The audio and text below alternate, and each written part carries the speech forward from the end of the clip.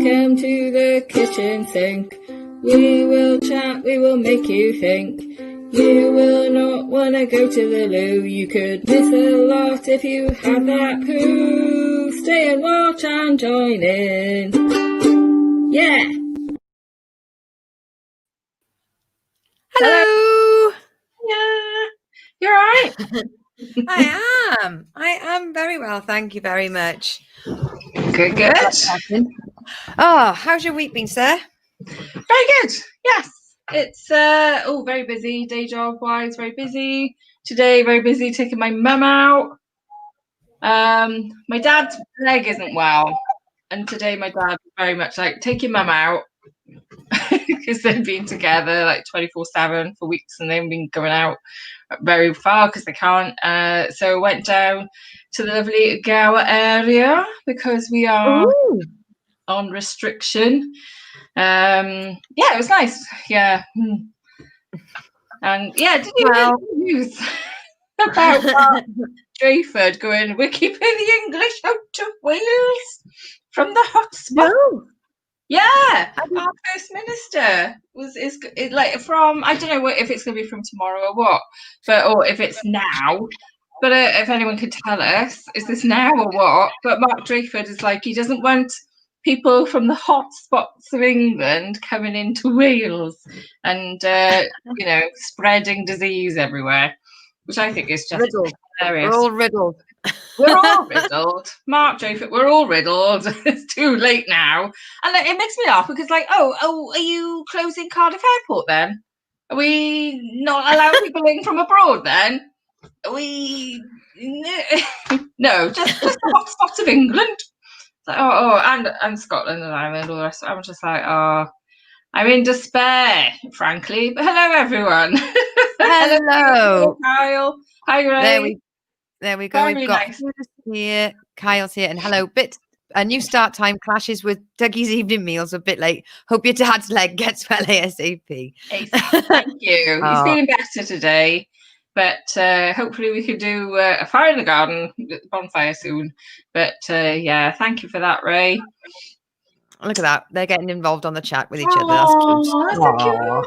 I tell you what, how about you, Lucy? I'm terrible for not asking back, and how are you? How's your week? First of all, I just want to say to Hugh Williams, we always play a test card for 5 minutes so that everyone can see that we're on, get the kettle on, settle down. So I'm sorry you didn't like a picture of my sink.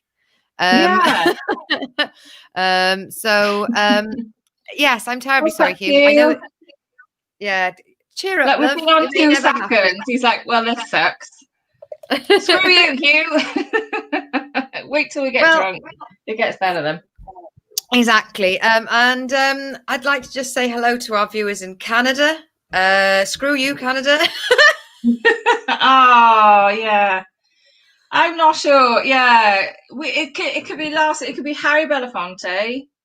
It could be the BBC, or it could just be Canada. Right. Let's break it down. Let's explain what happened was. Right. Last week we had the delightful and delectable Sean Harries on, who couldn't have been a funnier, nicer, lovelier guest. Fantastic. Yes. And then, as per usual, we review a comedy show. And I've got my little screen recorder app on my phone, and I take a clip of whatever we're playing, only a little clip, because I'm always worried about being of infringing copyright. Yes, you're always the one going, it can only be 10 seconds there, we can't, whatever. And I absolutely adored the scene with Mandy hitting the spiders in the banana factory. And I thought, if this doesn't show how great a comedy it is, there is no better trail to get people interested in this comedy. Yeah, so Canada doesn't like music being played. And I watched it back, and It hurts to watch it back, that bit. Because I'm like, oh, there's something going on with the Facebook. Oh, I don't know. I'll just click off it. Because as soon as we finish, we're like, ooh, let's check out the views. Like little view people that we are. Yeah, and it's like, can't find it. Where's it gone? I know, and I was like, so I got onto the head honcho joke pit, and I was like, where's the video? And he said, oh, it's been taken down because of copyright infringement. I was like, oh, oops. But as Sarah worked out, old Belafonte, he's been dead for years, which means actually the copyright will have come up. It is. I doubt very much. I googled it. It's free. It's an okay song. It's over 50 years old. It is okay. So I don't think it's the song. I think it's the BBC, and I think it could be that maybe they haven't sold Mandy in Canada yet. So they're like, oh, that 1 minute they're playing on that sync show is going to ruin tens of thousands of pounds worth. So that's the power of the sync. That we could ruin the BBC if we dare to play like a minute and a half of one of their programs. That's encouraging everyone to watch it because it's freaking hilarious. I know we're telling people go and see this, and then they're like, no, you can't do that. Yeah, we don't like nice reviews. Oh well. What I will say is I've made sure that we definitely chose a clip for tonight's review that is purely words. Good. Less than a minute. Kept it just a minute. And because I mean the thing is Queen Latifah sings the theme tune, and it'd be amazing to have done the Queen Latifah theme tune, but I'm like, no more music. Unless Richmond on the ukulele, no more music. And we live and we learn. I have a ukulele here. There we go. Living single. La la la. Living single. Welcome to the kitchen sink. I won't stop us for copyright, I promise. No. Come on, everybody. Welcome to. No, they're not. Hugh didn't like it. Oh. So for my big news reveal that I alluded to yesterday, I can tell people now that I've spoken to both parties. Yeah. I've got myself a new job. I've got a new job. New job. It can be done. You've retrained from the arts already. Well done. I know, and it's not in cyber. So it's cyber, isn't it? I've got two sort of memories that I love the most of truck driving, and one was when I was a tipper driver, and the other one was when I was on tour with Bon Iver, and it's not that big. Bon Iver. Clang. Oh, that famous band that's singing with Taylor Swift at the moment. Oh, yeah, I got you. Yeah. I got you. Well, until then, nobody knew who they were, even though we sold out. I tell you what, sexy voice. Oh my word. I hope it's a man, and I hope he's over 16, because preferably 25. That voice is sexy as hell. Otherwise, it's a bit weird. Justin is absolutely lovely. You couldn't get a nicer guy, and he's like, hey, just constantly just cheery and not just like, hey lady, because he's got such a deep voice. On the Taylor Swift, I was like, I listened to their first album and I was a bit like, oh, it's not sexy as the Taylor Swift. Anyway, I am raining all over your parade. I do apologize. Lucio, tell us more news. So it's a part-time tipper driver job. It is less than 10 minutes from my house. Yeah. And during the interview, I told them about me being a comedian and having shows, and that's why the days have to work around those. And they were like, that's brilliant. That's cool. Excellent. Although, good luck, but anytime that's because I had it on my CV for a while. Whenever I had a job and they went, oh, that's fantastic at interview, it suddenly became very, very problematic for some reason. But that could have just been the one car bag I worked for. Yeah. The chief guy said, "Oh, that takes a bit of bollocks to do stand up," and I was like, I'd say it's scarier driving a truck." You can literally kill people driving a truck. We are funny, but to date, I don't think I've killed anyone. One of my punchlines take out a family of 7.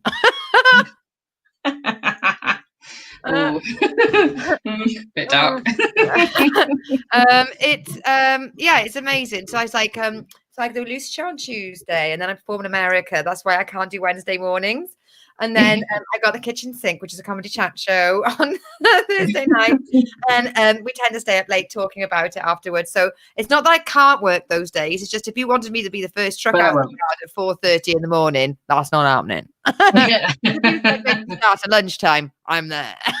Yeah. And it was really nice. And I said, look, I am gobby and I do tell a lot of jokes, but when it comes to truck driving, I don't have a sense of humor. Like, if I can't see, I get out and look. If I need to take an extra shunt to get a maneuver done, I do. So I always do maneuvers with my windows down, even if it's raining, because that's how I was trained. Because you might not be able to see somebody, but you can definitely hear them shout, "Stop!" And are we still talking about truck driving here? And I will not ever let somebody pressurize me into driving a truck in a dangerous way. Like, oh, I need you to do it this way. I need you to do that. No. I'm by the steering wheel. I'll do it how I want to do it. And they went, "Oh, you do take it seriously." And I was like, "Yes, I do." Yeah. That's why I'm quite a good truck driver. Well, don't employ the ones that don't take it seriously. Oh my God. So yeah, I was like, look, this is me as a person, but that's not how I am when I drive a truck. And they were just like, well, I mean, my CV is quite impressive. I have driven all of the trucks. Have you? You've driven all of the. I've driven have you driven? I was going to say Thomas, but that's a tank engine. That's not a truck, is it? Are there famous trucks in the children's world? Sorry. There's Clara, the long distance lorry driver from Puddle Street, who's got a flatbed and just one pigeon in a cage on the back of it. And can I just say, she hadn't even strapped she hasn't even strapped the pigeon to it. What? No. Oh my God. I haven't driven Optimus Prime, but I've done containers with a very low ride Skelly, which does look rather fucking cool when it's empty. And everyone but me just thinks those are words. So for the podcast, Carl Davis Comedy asked, have you driven Optimus Prime? Nobody drives Optimus Prime. Maybe Bumblebee though. Yeah, I'm talking of the podcast. Yeah. Because I was running behind on updating them, and now I've only got Sean's to update now, so I've gotten ahead of myself. It's because I can't use my phone when I'm doing it, because I use my phone for the app. It's quite difficult to not have my phone for a long time, and I have to say we've had over 115 plays of the cool. It's just for the one. Not total then. No, in total we've had 475 podcast plays. Wow. With an estimated audience of 36, and we don't do anything for it. We don't advertise it. We don't push it. No, don't even tweet it, do we? No. It's just there that we do. Thank you. Do you think that could just be one obsessive fan? Hey, it's our Nigerian listener. He's like, I need to know English. I think this is English. Well, we have now got a listener in Germany, Netherlands. Oh, Yakida. No, that's not German. Right. Have you started on the BMN booze? Because quite frankly, so far you've said Thomas the Tank Engine is a truck, and you said Yakida for Germany. No, but I can see this becoming a new feature, B&M booze, because I don't know if we can show photos today, maybe next week, but I had to take photos. I love it. I love B&M so much. B&M booze is the best. Put the photos in the Facebook chat, and I'll try and upload them during the show. Okay. So we've got gormless now. Sorry, everyone. So half of our audience is in the United States, which I absolutely love. Because that's like well far away. Hey y'all, United States. Hey y'all. Yes. Quarter of our audience is from the United Kingdom, and then we've got Canada, then Australia, Canada. Yeah, which is strange considering how they feel about Harry Belafonte. And then Australia, Ireland, New Zealand. I love New Zealand. I love Brokenwood Mysteries. If you're listening, Brokenwood Mysteries brings me so much joy, and I can't wait for the new series. And then we've got. If someone will pay for us to come over, we will come over. Oh, in a hot second. Then we've got Sweden, Finland, Nigeria, India, Portugal, Trinidad and Tobago, Japan, Netherlands, and Germany. Ooh, Trinidad and really impressive. I'll go anywhere. Maybe we can get a tour going abroad. After COVID. I've just realised. Have we sent our guest the link? No. Yes, I have. I have done it. And you had to ask me once. I was like, I haven't. We should. I have. I did it. I done it. I couldn't do this stuff now. We are ploughing on with the organisation for the real life gig we're doing, IRL. So Donna's done a sound check, and the PA she's got is big enough to produce enough sound to get all the way around the room.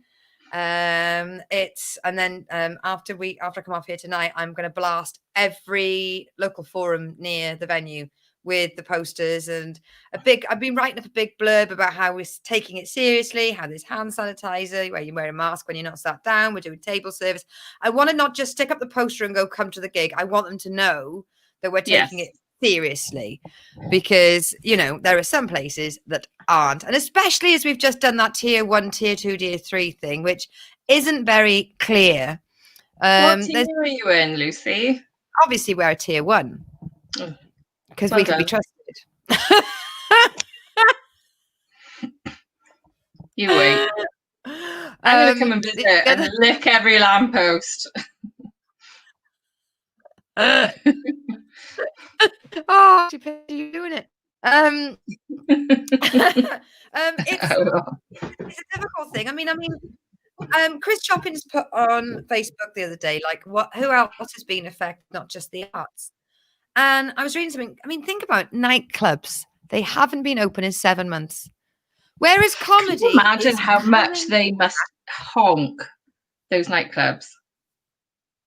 Well, unless that's the bacterial, maybe they've self-cleaned themselves. Maybe that's the first time that it's actually getting cleaned properly. I think no one's been in there, and the minute anyone walks through the door, there's going to be like a new creature coming out from behind the bar that is like developed from all the bacteria from all the years of booze in the carpets and stuff. That's what I think. That's my idea. Nobody else can develop that. I'm going to sell that to the BBC in response to them banning Mandy.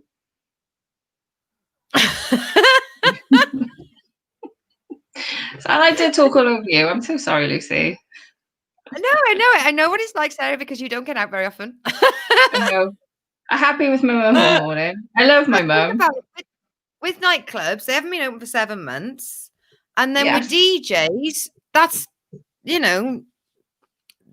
whereas comedy is coming back ever so slightly. So instead of playing to a big room of 50 or 60, we're going to be playing to like 20 or 30, or they're all outside, or they're, everything's on its up in the air at the moment.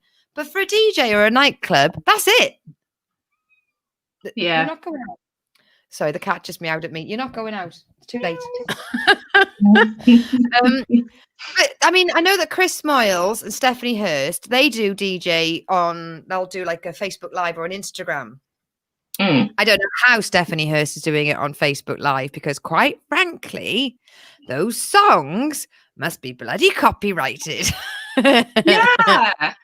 And they do a lot of, I've seen some DJ sets on Twitch as well. Yeah, and there's some on Insta TV and stuff like that. And I would show you the cat, Kyle, just had a message, but she's buggered off now. She gave me a filthy look and slunk off. Like, let me out. And Kyle, can I give you a congratulations for not making an obvious pussy joke? Thank you. Oh, do you know what? Well done.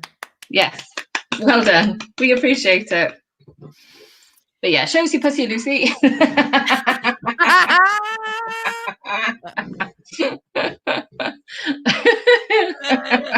Shows you hairy pussy. Oh, is it too soon? We're going to be kicked off for being rude. No, as long as we don't show our nipples, we're fine.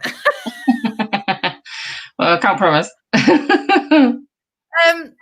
One thing I do want to cover slightly is the post that a friend of ours recently put on the Comedy Collective regarding naming and shaming. Oh no. Okay. Because it is difficult. It's so difficult, isn't it? Because if people have done wrong, they should be told off, or we should be able to say to other people they've done wrong. But how do you get round the fact, if it's not gone to court, it's such a quagmire, isn't it? It's one of those things like, something needs to happen, but I don't know if anyone knows what can happen. What if, right? Okay, here's what we need to do. So this is the men that continue to keep assaulting women that are doing comedy. Yeah, the naughty people. Hashtag not all men, but carry on. Yes, hashtag not all men. They're not, in my many years of comedy, I mean, I'm not target. I'm too old to be the target. So, frankly, I am. I've had a couple of experiences, but nothing that I can't turn around and go, what the fuck are you talking about, dude?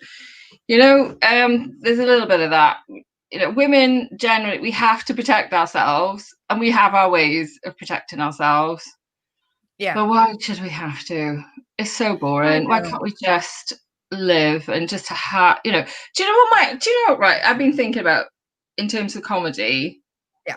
I feel it really very much feels like it is a man's circuit, and that women are constantly go, oh, can I join in? Can I join in? And it feels very much like either we're allowed to join in on the men's circuit, or, we're not. And I, for one, am sick of it. And I just think, screw it. I'll just go off and do my own thing. And then any other place, like if we get booked weekly or anywhere, if there's ever going to be anywhere left, then it's the place of work. Can we get any problems? Go to the management. Go, this guy just tried touching me up. Can we make sure that doesn't happen again, please? I don't know. I'm just fed up with it all. And we got to start protecting us, looking after ourselves. But in terms of people being named, I don't know. It is tricky as hell, because we both know one person. It's where the hell they've just been picked on by someone with their own agenda. Who isn't? Because we know of somebody who has been attacked for somebody's own agenda by somebody. Yes, that's one. We know one we know one who's a pedo and he's gone. We know one. Yeah, that's definitely. And I think we can say the name because he's been done. It's he's come out and apologised. That's George Rigdon. He's gone. Hopefully, yeah. He's already been put onto a bill and swiftly been taken off, because we were there going, what, why? Why is this just happening? To me, that's like, well, it'll happen. He'll be back. Give him a year. He'll be back.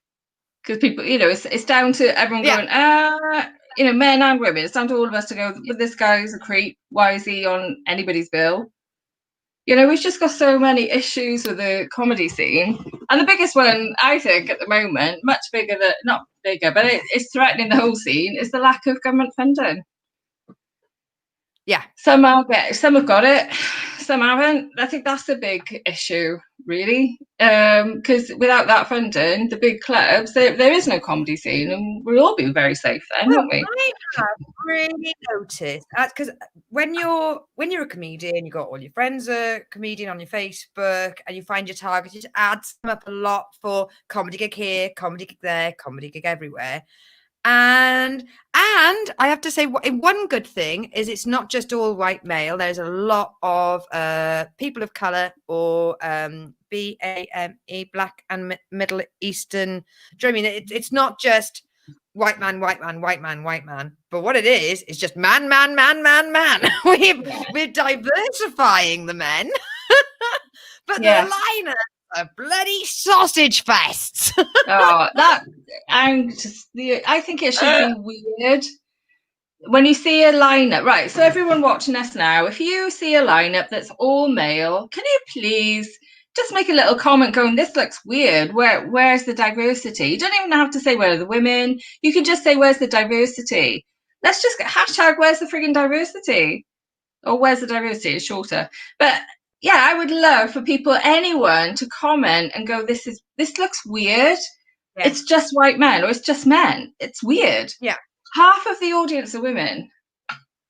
It just should be odd. That shouldn't be allowed. Yeah. It's hard to get out of this conversation now, though, and I have something I want to show you, and I don't know if it's.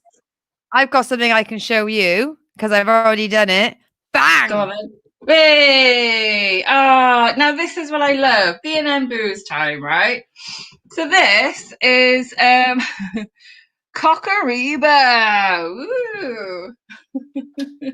So that's our fake Malibu. This is B&M booze. I love it. Right. So is that their version? You can't go wrong. So is that their version of Malibu? Yeah. Cockariba. Right. Okay. So what? Cockariba. So what's this one then? I love. Look, they can't even be bothered to describe it. They've gone, oh, it's brand X. When you we come off and look at the writing's literally, this is alcohol. They can't even describe it. There's no flavouring. It's brand X. It's like £3. Right, and it looks very alcoholic. It's like 15%. It's not brandy. It's not brand E. It's brand X. Good luck. But soiree to show that it's classy. It's soiree, brand X, B&M booze. I love it. Oh, look at that. And this one. And then we've got. What is that actually massive? It's massive. That's like the size of 2 massive cans. Because that's how manly it is. And on the can, it's got sexy, half naked women. Because, sexy, objectification of women is so sexy. And so like that'll sell the booze. Look, naked women, booze. They sell those in the service stations in Germany, and you sort of like, that is, opening a can every time you finish one is so boring. So just get a fucking massive can. It is like that. It's like cans in the 70s. Before they had, you couldn't. Listen, kids, once upon a time, you couldn't get alcohol from the supermarket. It was the offie, and only certain times of the day. It would be closed at like 10 p.m. and it would, open at 5 p.m. till 10. So it was the off. So they had these massive cans of booze. So my parents in the 1970s would have a party around my nan's house, and they'd have these big cans that they used to have to open with, like, the thing that used to open condensed milk with? Yeah. They used to open it with that. They have got Ray's asking, do they do a version of Archer's Peach Snaps? They do. I don't know what it's called. I'll find out for you for next week. Yes, and if B&M Booze are watching, B&M Booze, yes, we will happily. That's it. Part C. Ray's our resident old person. What's it? Robin Hood Snaps? What's the Robin? I don't get it. What is it? Is that the Archers? The Archers version. B&M. Oh, I get it. There was a pun, and I didn't get it. Oh my god, that's so embarrassing. We have got a very handsome man in our dining room. Ooh, you wouldn't get away with that if it was roles reversed. I know, the worm turned. Hey! I am very, very pleased and honoured to announce that although Clint had something else that he had to do, the gracious Ignacio Lopez has stood in for us, and here he is. Ta-da! Hey, Ignacio Lopez! Hey, ladies, how are you? You good? We're well. Thank you so much for joining us. Great. No problem. I'm happy to do it. I didn't know, so I tuned in just as you were comparing knockoff booze brands, which is exciting and has entered some new stuff onto my shopping list for sure. I'm going to make sure I can get some of those. It's so cheap. B&M is like, as you know, it's like a 5-minute walk from my house, which is worrying. And the other one I forgot to mention, look at that. This is Tom. What is it? This is called Robinson's Ginger Tom. This is a lager and ginger beer. And I'm going to drink it and review it for you on air because I think that tastes rank. And the only reason I bought it really is for the picture of the cat. But we shall see. So I'm going to open that now. Have you got any booze with you, Ig? I didn't mention it. I haven't. I'm just drinking a cup of coffee. That's what I've been drinking. Oh, nice. So are you saving drinking that live? Is that for your OnlyFans, Sarah? Is that what you're going to be streaming it on later? You're drinking that beer. I wish. I wish I had drinking coffee at 7:30 at night. You reckless man! There is no way that you would catch me drinking coffee at 7:30. You're just too wild for this party. What time do you go to bed? Oh, I'm a bugger for staying up late. I'm terrible. Okay. I really am. She messaged me at 6 a.m. once upon a time going, oh my God, I've been up all night chatting away to so-and-so. I'm like, oh my God, I couldn't. I still was got work in the morning. Do you love work next week? I love work next week. I have to travel to Manchester tomorrow, but I can do that half asleep, so public transport. Where are you going tomorrow? Manchester, isn't that one of the lockdown places? Cheers, darling. Cheers, everyone. I thought Manchester was lockdown. It is, but so you can go somewhere for work. They're in tier 2, and Andy Burnham today told the government that they're not going into tier 3. So he's staying strong, and he's saying there's not until they work out what's going to happen with the hospitality industry and stuff. So it's open and running. Gigs and stuff are still happening up there, so I'm going up to the Frog and Bucket tomorrow.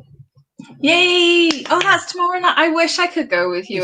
No, tomorrow is just their regular night. It's not my special. So I'm hoping that they don't go into. I mean, they might go into tier 3, but apparently, comedy clubs are still allowed to be open in tier 3. But I don't know the rules. This is the thing. Nobody knows what's going on. So I know Hot Water Comedy in Liverpool. They're staying open, and that's classed as okay. But I don't know if they're allowed to sell alcohol or something because pubs have to close. So I don't know if live entertainment events can continue. I don't know. I know that we're allowed pubs in Wales, but we're not allowed live entertainment. So we've got the opposite situation going on down here. Hence, programs like this. We're like, oh my God, I need some form of entertainment. I'll go on TV and chat to my friends for public. My sound is low. I'm going to crank my mic up. I don't know if that's better for anyone. Somebody just said my sound is low. Is that better? Well, Ray said your sound is low compared to the ladies, and that's not surprising. That's probably nothing to do with your mic. That's probably just I tend to shout like Yeah, that's good. Okay, cool. I think it might have something to do with the bargain booze that you're drinking. That might be a volume enhancer of some kind. I'll have to get some. Well, I can say that the Ginger Tom definitely tastes more like cat's ass than ginger beer. I'll still drink it. I didn't even know what volume it is. Or last week, oh my God. Oh shit! Right, so last week I ended up drinking at B&M rosé, like a proper normal bottle of rosé, but it's only 5%, so that's fine. But I drank all of that, and what was it? the B&M Prosecco. $1.99 for the little one. And I felt quite hammered and quite a hangover the next day. So today I thought, right, I'm not buying a big bottle, but I bought this. This is 6%. And I haven't had my tea yet. So sorry, everyone, I'm going to get hammered again. And I've got this. It's raspberry and pomegranate. This is why I love B&M. You won't get that mixture of flavour anywhere else. If anyone is a fan of My Dad Wrote a Porno, they bloody love this drink, wouldn't they? The old pomegranates. Cream cider. What percentage? Well, that's 4%. Oh, I'm getting hammered on a very little amount of booze. Yay! Cheers, everyone. Sorry if you're trying to stay on. Good luck. Well done. Or Scotland. I have to say, last week's episode, towards the last few minutes of it, I've rewatched a couple of times because Sarah's like, bye. I love you. Oh, but Ig, so I have to say, Ig, so you've been doing online gigs and you're going up to Manchester to do somebody else's gig, but have you looked to putting on your own personal IRL gig? What, online? Or in real life? No. Real life. In IRL. real life. No, I mean, at the moment, I can't in Wales. They're not letting us put on live events in Wales. So, because I've got 3 venues I usually work with, like Le Pub in Newport, The Perch in Swansea, and Bubs in Cardiff, and they're not allowed to put on live shows. I know a couple have gone on outside, but this is not the country for outside comedy. I don't know if anyone's aware of this, but it rains a lot in Wales. So, I saw one that happened in the summer and the audience all had umbrellas. It looked like a funeral from one of those 90s movies where everyone's just got a black umbrella. It didn't look conducive to comedy. So, I mean, power to them for doing it. And I'm sure the audience were entertained. But my idea of fun is not getting pneumonia. That is not my idea of performing stand-up comedy. So for now, I'm just waiting till Wales lets us put on some kind of live events indoors. Still going to put on stand-up stuff in my flat, as I have been, and traveling outside. So I'm going to Manchester to do the Frog and Bucket, their regular weekly comedy show, tomorrow and Saturday. Mm-hmm. Then on Monday, I'm in London doing my solo show, which is a warm-up to recording my special in Manchester next month. So in November, Comedy Dynamics, the big US company, they're filming my special in Manchester. If we can, I mean, we don't know. Please buy tickets, ladies and gentlemen, and go along to the show. But we don't know if restrictions are going to stop that and nip it in the bud. We'll see. I would love to put on a live show in Wales. We'll see. Yeah. Do you feel like it's like reminiscent of when, because you had one of the, I think you had like the last comedy show before lockdown. Yeah, the last indoors one which was in Bubs in Cardiff, actually. I think it was the night before lockdown hit or landed, and we put on a show. So it was just before the weekend as well. So places like the Glee and stuff, they had to cancel their shows straight away. So yeah, it was the last one. And I put out the recording so people can watch it. It's pretty rough around the edges because it was a new material night as well. I would have liked the last gig I ever did live in Wales to have been a nice polished show, but it was just me dicking around with the audience, trying out new material and notebooks and stuff. But it was still a lot of fun. I still miss it. Yeah, you've got such a great audience as well, because I feel so lucky whenever you say, "Oh, Sarah, do you want to come and do a gig?" Because I'm like, "Oh yes," because your shows are just so nice, even online. Because I know me and Lucy Lucy in particular is such an advocate for online comedy, and your shows are like the closest to out there. Like I've done a few shows where you're like, oh, I had to say, like, what's the format? Because like some shows they won't have the audience, or they have all the audience on mute and with their videos off, and it's like I might as well just be talking to myself. I've got no idea what's going on here. So it's no wonder comedians don't want to perform to that particularly. But your shows are just so lush because you can hear the audience and they're just lovely.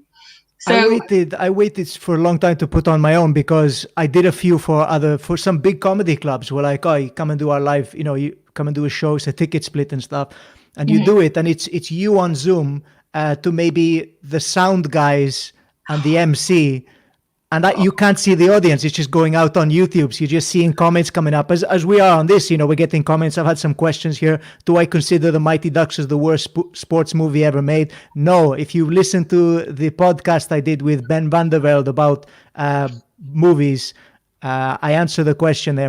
The worst sports movie I think of all time is Rollerball, the remake. So if you want to go check that out, don't, because it is appalling. I do actually really like the Mighty Ducks, but they, some of these online gigs, they don't get it right. And I think that comes from, if you're a comedian and you put on a show, you try and make it the best possible experience for other comedians as well. I know that the audience, if the audience see the comedians are enjoying themselves, they're going to enjoy as well. And you can't get that invaluable feedback of audiences laughing if you can't see them. So that's a bonus. That's why I kitted it out to be as close to a comedy club as possible.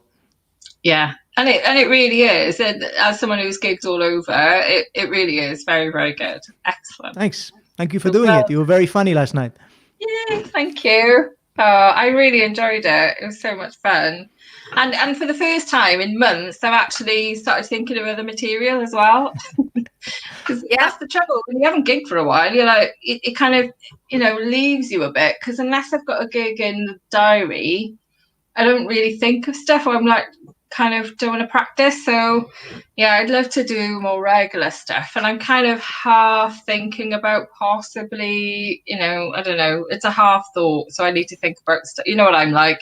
I'll get drunk and I'll wake up tomorrow and go, oh, I think I've created a cult. What have I done? It's how when I get very, ladies, time of the month when we're like, oh my God, suddenly very productive. That's how Rep Ag was born. I was just very productive one month just before my period, and I'm like, I created a cult somehow. Yeah, but I've gone off on one now. Yeah, I'd love to do more gigs. I really miss it now. Whereas before I was like, it's nice to have a bit of a break. And now I'm like, I really miss it. I just feel like I'm on a feedback loop in my head of thinking about stuff. And if I think that doing stand-up comedy just lets me get all of this stuff off my chest, and you filter it down into what works. Whereas now it's just constantly just running around in my head. I know that if I was out there doing stand-up more regularly, I wouldn't even be thinking about lockdown, whereas that's all I can bloody think about. That's all I keep doing is checking the news. What's changed today? What changed 20 minutes ago? It's just constantly changing and updating. Yeah. So it's almost impossible to write jokes about it. I mean, the one new bit of material I did yesterday was about Mark Drakeford wanting to stop English tourists coming into Wales, like just holidaying and stuff, into lockdown areas, from lockdown areas. And my joke was, if you want to stop English people, if you want to stop them coming on holiday to Wales, the easiest way to do that is to let them come on holiday to Wales, all right? Because they're not going to want to come back, are they? But and then I conceded. I was like, it's a joke, all right? I love Wales. I live here, but please stop coming on holiday here. Yeah, stop buying our houses. But that's the only joke I managed to write about lockdown for a while. Well, there hasn't been. I didn't know about this. Kind of went away, and now we're back into it. What's this, Lucy? I said I didn't know about this stopping the English going in. I had no idea. Sarah mentioned it briefly at the beginning of the show, but let's just say that news didn't travel. Well, that's the problem. Nobody in England heard about it. They're like, that's fine, right? We haven't heard about this, stopping people going into lockdown areas on holiday. It's I'll tell you what, though, my mum is furious about Mark Drakeford. She makes me laugh so much because I was like, oh, have you heard about this? Yes. And she's like, oh, I can't believe it. She hates the way he talks to us all. She's like, he thinks we're all children and he's like the headmaster. And I'm like, oh, okay, well. And then like today, the stuff she was coming out with, and she was like, just as I was picking up, the news has come on. She's like, oh, let's see what he's got to say today then, is it? She's just obsessed with him. I'm like, oh man, hilarious. Well, look, we all know from doing gigs online, we know what it's like not getting the feedback from an audience. So Mark is up there. Poor Mark is up there telling his new rules and guidelines, which have been discussed. It's not even off the top of his head. There's a writer's room coming up with all of these restrictions, and he's out there spitting them out, not knowing if they're working or not. Little does he know that Mrs. Bridgman's at home kicking off. Boo, heckling, but he's not getting that feedback. Maybe we should. I would love. Have you seen Michael Spicer, The Man Next Door? Yeah, it's excellent. Yeah, very funny stuff. I would bloody love it if he did a Welsh one. If we, if he would agree to someone doing a Welsh version, it would just be so good. I think Welsh Twitter would kick off about an English person being in another room telling a Welsh person what to do, though. I think that wouldn't work out so well. So maybe... if he could agree to someone, if he could agree... we'd have to... Yeah. Who would we have? If he would agree, if Michael Spicer went, yes, that's fine, I'll agree to that. Oh, it's got to be Chris Chopping. It's got to be Chris Chopping, without a doubt. He's English. Chris Chopping's English. I always think of Chris as being Welsh. No. I always think of Chris as being Welsh. He's lived here a long time. He's nearly Welsh. I think he's doing his Welsh citizenship test later on this year. And he's marrying into Welsh as well, to be fair. He is engaged to a Welsh lady. But I'll allow it. Sarah says it's fine. She's okay. It's all cool. Chris Chopping. Yeah. I'd love a Welsh. I think Rhod Gilbert would be quite good because you can see him kicking off, going, I didn't say to say that. Yeah. Angry Rhod. Something about mince pies. Yeah, it'd be really cool. I did it because I've, like Sarah alluded to, I've done a lot of online gigs and I really enjoyed how many different types there are.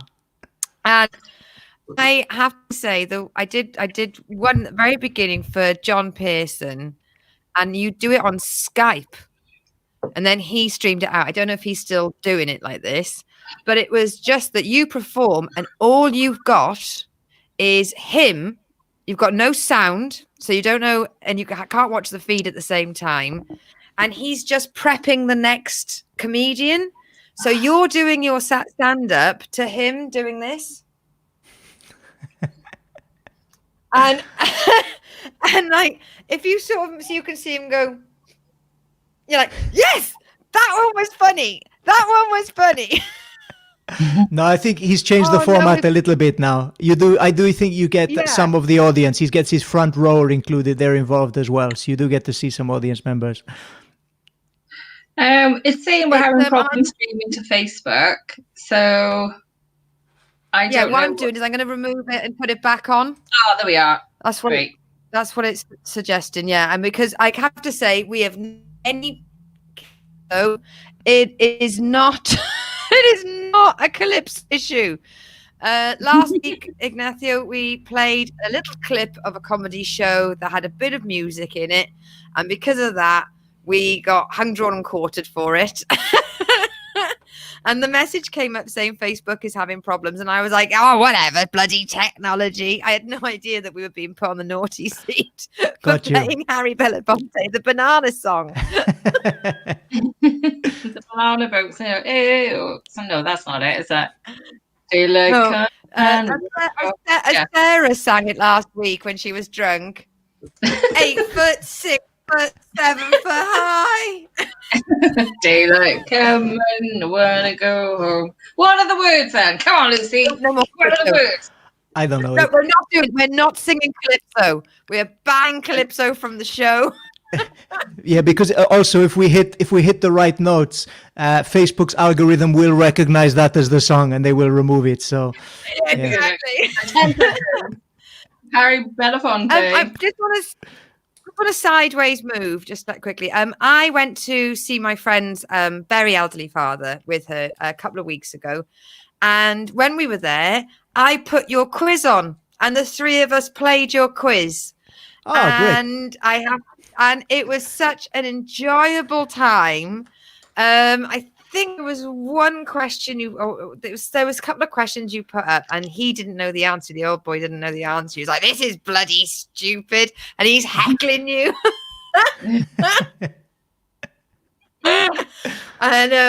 And even though we were watching like an hour later because we were having our tea, I still did the drawings and tweeted you to get the points. I can't hear you. Even at the if it moment, wasn't Lucy. live, I still think it counted.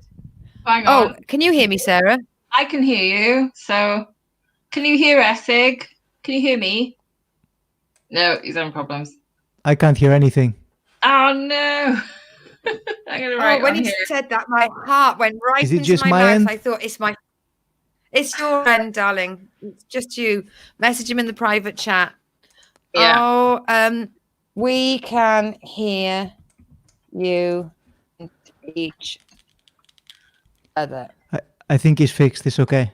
Ah, cool. Sorry, guys, it Okay. cut out. So all I heard is that I was being heckled during a quiz. That's all I picked up on. Yeah.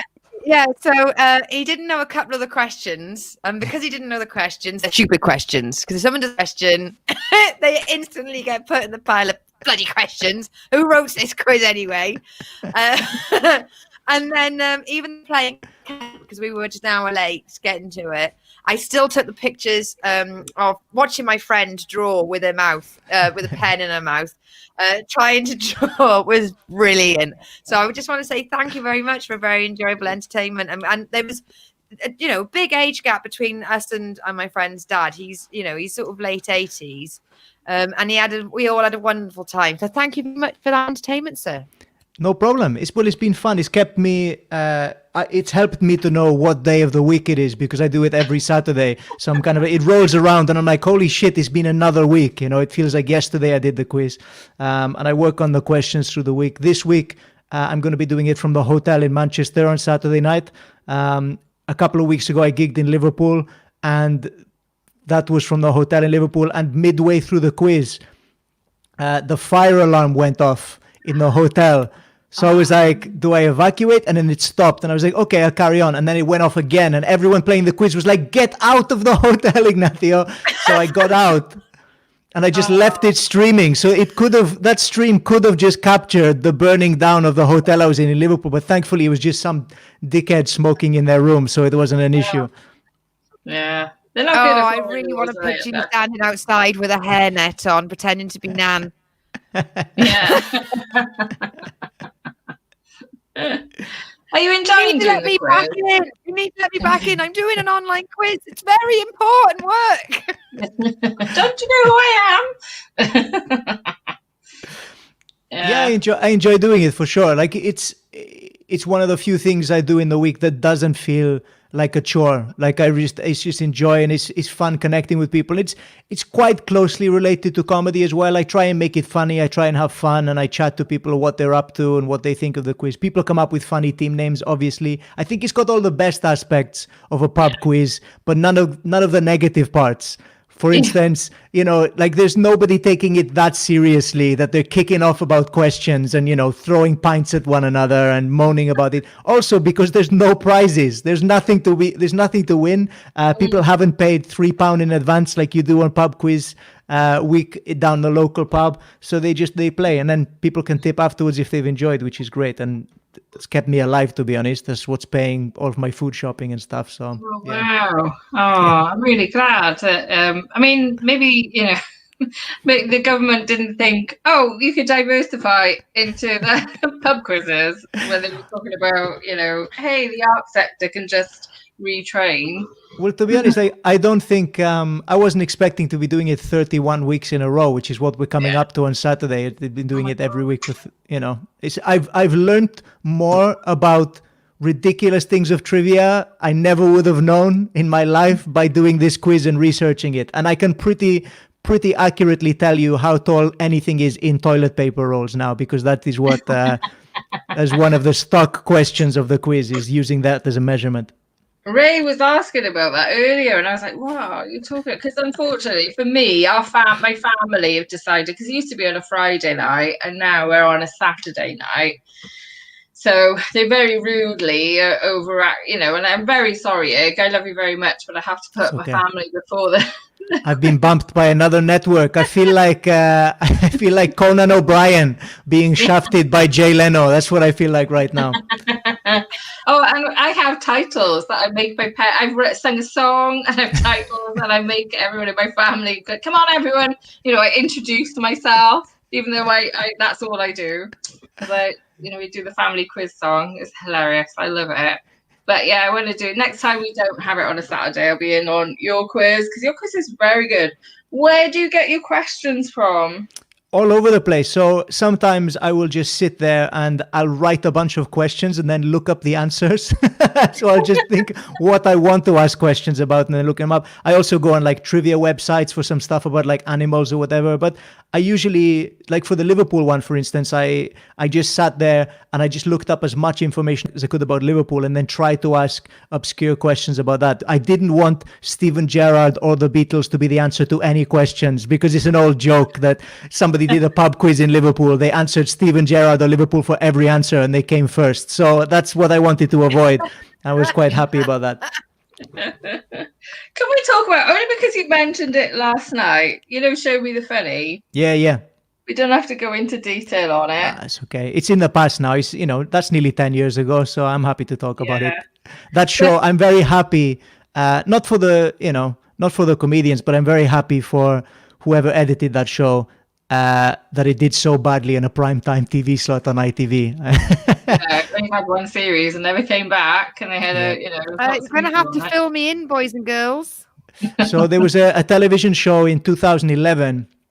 We filmed it in April 2011, and they auditioned, I think they said close to 2,000 comedians, or wannabe comedians in some cases, people who'd never done stand-up before. And we went through numerous rounds to become like the final 10 to get on this television show. And it was kind of like a knockout show, a bit like X Factor style, who is the best comedian in the UK kind of thing, or up and comer. When they selling it like Britain's Got Talent, but for comedy? Yeah. Well, as it happens, like it was a lot of the same production team that work on X Factor. So it was very similar in its structure and stuff. And they had 10 comedians. It was, I think I can list them all. It was me, Prince Abdi, who we had last night. That's why it came up last night. Brilliant. Yeah, he's fantastic. Patrick Monaghan won it. He went all the way through.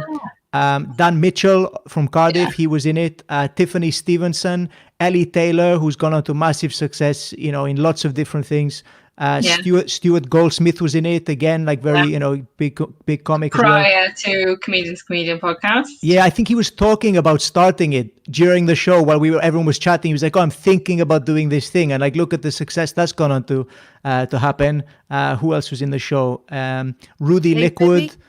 Oh yeah, Rudy Liquid. No, there was no Luke Bibby. No, Dave Bibby. You mean? Dave Bibby wasn't in it either. No. Who else was on the show? Alfie Moore and Cole Parker as well. That's the whole lineup. Yeah, Cole. I forgot about that. Yeah, so that was, and I was the first one out. So week one. And I know. And you got such fucking shit for it, and the amount of people that not even just at the show, like years later, just kept giving Ig shit, and I just felt like I want to go and beat them up, because it's 5 years later, guys. Leave it alone. It's just. Well, the thing that bugged me for a group, to be honest, the people I got the most shit of, I did get like death threats and stuff from idiots on the internet, because this was the early days of replying on social media about television shows and things. Well, I'll tell you what I did. I had the audacity to tell jokes on a television show. Yeah, and look, I didn't have the best gig. In no way, shape, or form was it any signifier of the quality of me as a comedian, but they made it even worse. All right, they made it even worse. They edited 5.5 minute set down to 1 minute 20 seconds, and they made me look like a rank amateur. It was horrible to watch, and it wasn't the easiest gig anyway. And they just really rinsed it for also, like, they put sad piano music in there.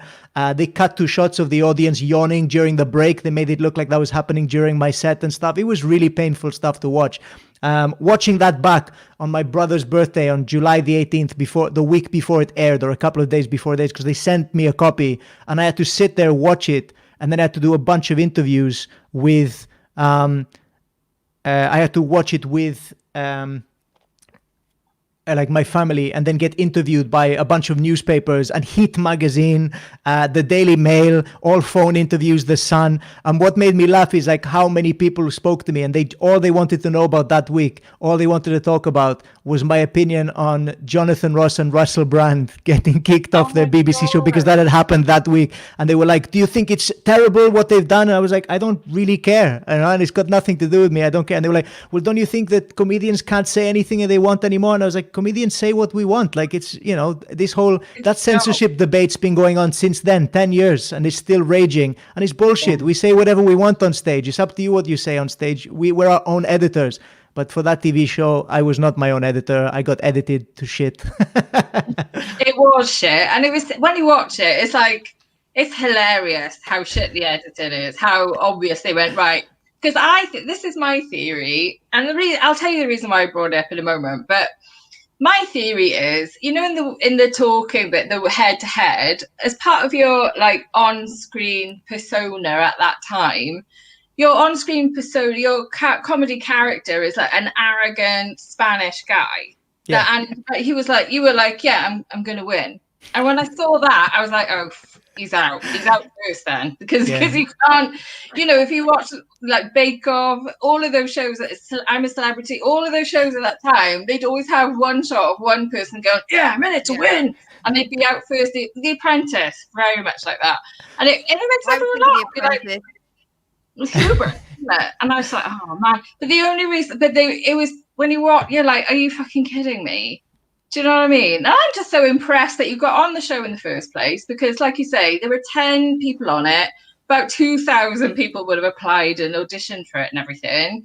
And also, now I know, you'll probably be a bit embarrassed me saying this, but I was so like, I mean, no joke, mental health wise, that could have finished someone off, and you just handled it with so much grace and dignity. I was just like, oh, bless your heart. People were fucking arseholes to you, and screw you if anyone watched it was an arsehole to you, because it's lovely. Thanks, Sarah.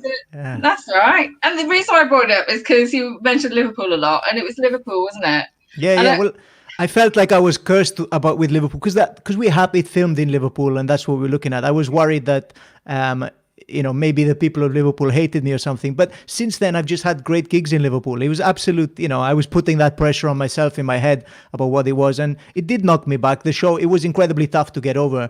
And people take hits like that in their careers and stuff all the time. And it's just about overcoming that and powering on and being dedicated. So many people were like, I think you should stop doing stand-up comedy now, Ignacio. And I'd only been doing it a year. I'd started 1 year bore that. So... I wouldn't even at that time. I remember like first year gig, people saying, "Oh yeah, you could enter this competition, that competition." And I was like, "I'm not entering competitions. I'm lucky if I can do 5 minutes, thanks." It's just mad the pressure you're put under, and so to be able. And I've seen you at that time. You were like doing like 40 minutes straight, and killing it. And you're just such a talented guy, anyway. But I'm just really gutted that happened. But but I was like, oh, I bet every time we go back to Liverpool, you're like, screw you, Liverpool.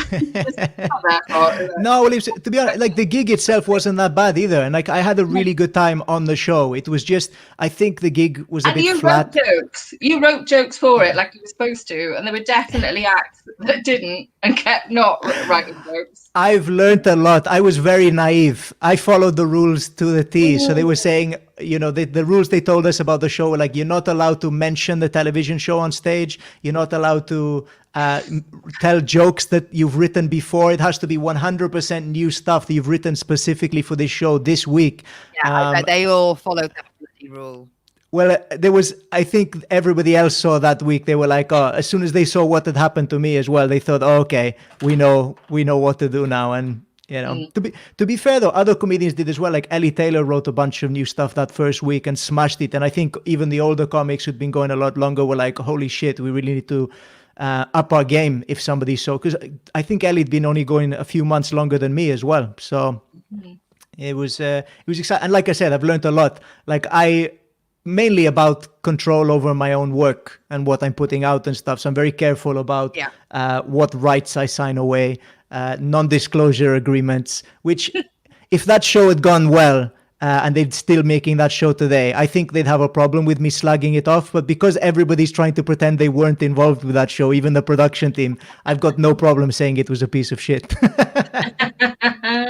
And yeah, the show, was it Last Comedian Standing in America, which I guess is the nearest equivalent to it, was hugely successful and went for years and years and years. So there's definitely a format that could be done. Well, what's frustrating is I think they saw that program, Last Comic Standing in the States, and they were like, oh, let's emulate that.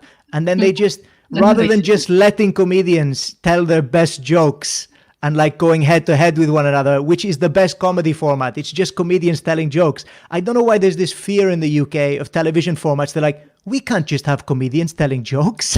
We need to, like, people are never going to watch that. And like those shows always work, all right? Those shows are always the strongest ones. And it seems like in this country as well, especially now, they're terrified of giving like comedians longer sets. Like, no disrespect to the producers of a lot of television shows that are happening now, but I've been a part of some of these discussions and conversations as well behind the scenes in television production. But they're like, they want to cram in as many comedians into one episode of something as possible, doing shorter sets, rather than just having fewer comedians doing longer sets. There's a reason Live at the Apollo has run for so long and it's managed to be such an iconic British show, is because they give comedians the breathing room to deliver their material. So like I've been watching a bunch of stuff that they've shot during lockdown, and some of them are fantastic comedians, but like you're only seeing them for like a handful of minutes and you're thinking this is frustrating because you want to see and hear more of them and it just feels so rushed. So I'm hoping one thing that comes out of this is like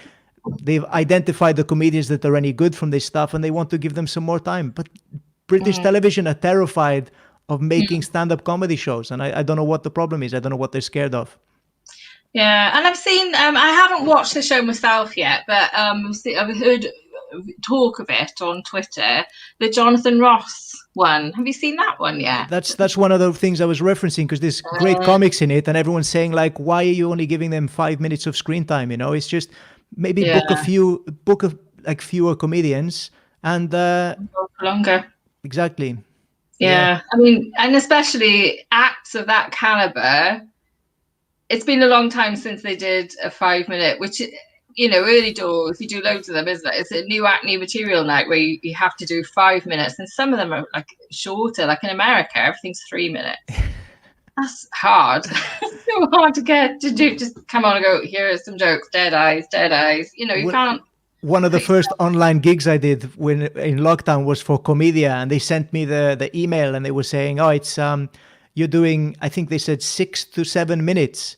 And I was like, what? I haven't done that shorter length of set ever. Like, you know, not since, even in the early days, I just always overrun in Wales because it wasn't a big deal. Nobody's going to stop booking me because I ran more gigs than anybody else. So it wasn't it wasn't a problem about that. But like when I went, it took me back to like traveling on a megabus first year of comedy to London back and forth to go there and do 5 minutes at one club and then travel back. And I thought like, all right, so I'm online having to deliver, you know, seven minutes of comedy, whereas I'm used to doing 20, 30 minutes. Like tomorrow I'm booked to open, I'm doing 20 minutes. Like I can't picture doing a shorter set than that. It's weird. Yeah, it is weird. Oh, hiya, Danny. Danny's here. Danny's in the house. I'm so new. Hi, Danny, by the way. I hope you're still riding the birthday wishes. So I've only been doing 5 minute sets, but then I went. And there's an online one that my friend Brooke does, and it's 3 minutes, but I didn't know it was 3 minutes. I'd not done it before. So I'm going 5 minutes, 5 minutes, 5 minutes, 5 minutes. And then she stands up, does the emceeing for the online show. And she goes, right, everyone's got 3 minutes. And I was like, what? How was that? And what time of the night was it, Lucy, that you had to stay up for? Well, I do my one woman show at 9. Yeah. And then I do the drop at midnight, and then Brooks is at 2 o'clock in the morning. Oh my God, 2 a.m. for 3 minutes. Oh my God. I love Brooks. So I suddenly looked at my material. I looked at my material and I was like, I don't know how to do 3. I've got 5. How the hell do you do 3? So I panicked. I cut out too much and I ended up doing 2.5 minutes because I was like imagine standing in your bedroom throwing all your clothes out the wardrobe, just going, take this out, take this out, take this out. And then I was like, all right, gotta go, bye. It's not, if you're editing a couple of minutes before showtime, it's never the best time to be doing it, you know. It's like, it reminds like when I started out and I was going to going to London, and I'd be ready to go on stage. They'd be saying, right, you've got 5 minutes. And I was kind of like, what? I think in my first 6 months of doing comedy, I'd only done 10-minute spots. I'd done like a bunch of gigs in Wales where like 10 minutes was the standard. And now I'm like, okay, cross out.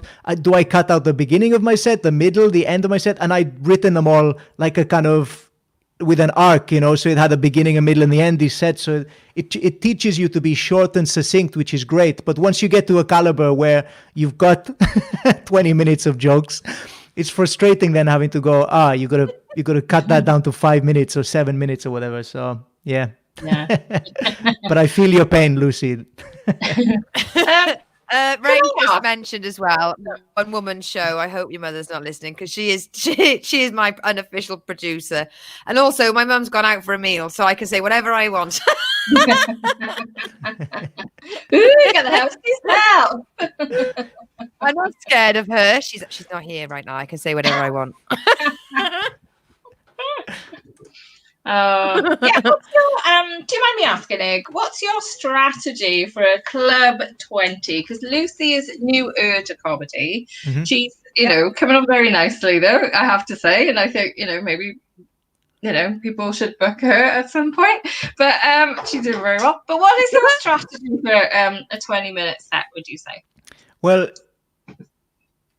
it is difficult now because I tend to rotate material out and just put newer stuff in the middle. But when I was structuring 20s, when I was kind of first getting into club work, the first 5 minutes is just introducing yourself.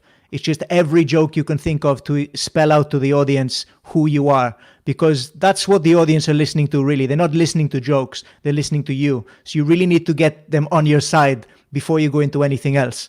And then I structure it like three halves. Three thirds. Apologies, I did not do well at maths. Is why I'm a comedian. And so then I look at it. Then I kind of like, right, how do I? Then I work backwards from the end. How do I want to finish my set? I want to end on the strongest material, so I put that at the end, and then I work my way up to that. I like to litter my set with callbacks as well. So I tend to, if I'm working in these 3 chunks, the end of each one will have maybe one major punchline, and I like to wrap them all up at the end as well and give everything a nice bow, and it makes it more memorable when you're doing sort of club 15, 20-minute sets, because the audience, you want to just stick in their head. Audience members don't remember jokes. You could repeat a joke to an audience member. They'll come up to you after a show or when they're talking to somebody else. And for me, it's always, people always just say, oh, that Spanish guy. That's all they can remember, is that I'm a Spanish guy. Or like they go, oh, I love that joke he did about chips. And I'll be like, which one? I did like 5 minutes on chips. And they'll be like, oh, just the one about chips. They remember topics and they remember specifically people. And I like to deal with stereotypes. So I come up with all of the stereotypes I can think of about Spanish people, about the UK. I cram that into the beginning of my set, and then I unpack it throughout my set, and then I tie it all together at the end. So when you're structuring a set, for your first 15 and 20-minute sets, you shouldn't have a bit that's longer than 5 minutes in that set. And try and make reference to them as well, because it rewards the audience for listening. If they're getting jokes second time round, they're like, that's funny because he mentioned this earlier on, or she mentioned this earlier on. So that's what I try and do. Oh, brilliant. Thank you so much for that. Okay. Right, I'm going to read I'm going to jump in with a question. When you're booking a show, what do you do? Because obviously some comedians, you've got to look at location. Like, where the hell are they coming from? Or the type of material they do versus the type of audience you sell tickets to. Mm-hmm. Or even, will they work together as a show? What goes in your mind? You're sitting down, you're about to book a night. Like you said, Mike, the road show, the Apollo, that's what, 3 acts and an MC. Where do you start with that then? Because, I mean, you've got the toy box of the UK to pick from. Well, the beauty of doing them online is that you don't have to worry about location anymore, because, again, similar to my set as well with comedy, I work backwards. So I figure out who I want. Figuring out, I work my way backwards when I'm booking a lineup typically. So I'll start with who I want headlining. I'll contact a bunch of headliners, see who's available on the date I'm putting on the show. They've got to be funny to me. I book for me. And I've cultivated an audience who they come to watch my shows because, we've got similar sense of humor. They like my stand-up. So I try and book acts that I think are going to work with that audience. I wouldn't book, that it can have many styles of comedy in there. But as long as it's funny to me, I think it's going to translate well for the audience as well. So I book the headliner first, then I work my way backwards. So if I book a headliner, for instance, who's based in maybe Manchester, and I'll book the headliner, and then I say, have you got any recommendations for maybe openers or middle spots that could travel down with you to help with transport? Because I don't book gigs that are massively well paid either. So I tend to go kind of like a middle tier gig, I think. So it's not the top end like the weekend clubs. I'm kind of like there in the middle before you get to sort of new material nights. So it's a step above those. And I do weeknights as well. I don't tend to book many comedy nights on the weekend because that's where the real money is made for comedians. So I'll book a night on a Tuesday, Wednesday, Thursday, and I'll try and book a comedian who maybe they're in the area that weekend, not too close, because I don't want to conflict with their sales in another venue. So I wouldn't book, for instance, an act in Swansea who's gigging in Cardiff the next night, because there's a lot of crossover between the people who travel to these, within an hour of it. And also I find it frustrating if I've booked an act and then next thing, maybe a few weeks later, somebody's booked that same act for a show maybe 2 or 3 days before or after mine. I'm kind of like, it's frustrating because, I booked the lineup specifically and the act doesn't see anything wrong with that. And I totally understand they've got to make money. And if they're in a specific area, they're like, oh yeah, I'll take as many gigs as possible. But I think people forget about what size the population is in Wales and how much actual audiences there is to go around. So yeah, I work my way. I book the headliner, then I book an opener, then a middle spot. And I try to book acts that are going to bounce off each other and give the audience a good variety of comedy in one night. I wouldn't book 3 acts who are all observational Welsh comedians. Like I just wouldn't do it. I try to mix it up and give them a bit of different styles, diversity of people, different ethnicities, different backgrounds, different sexes, different gender, all of this stuff, because I like to give the audience a variety.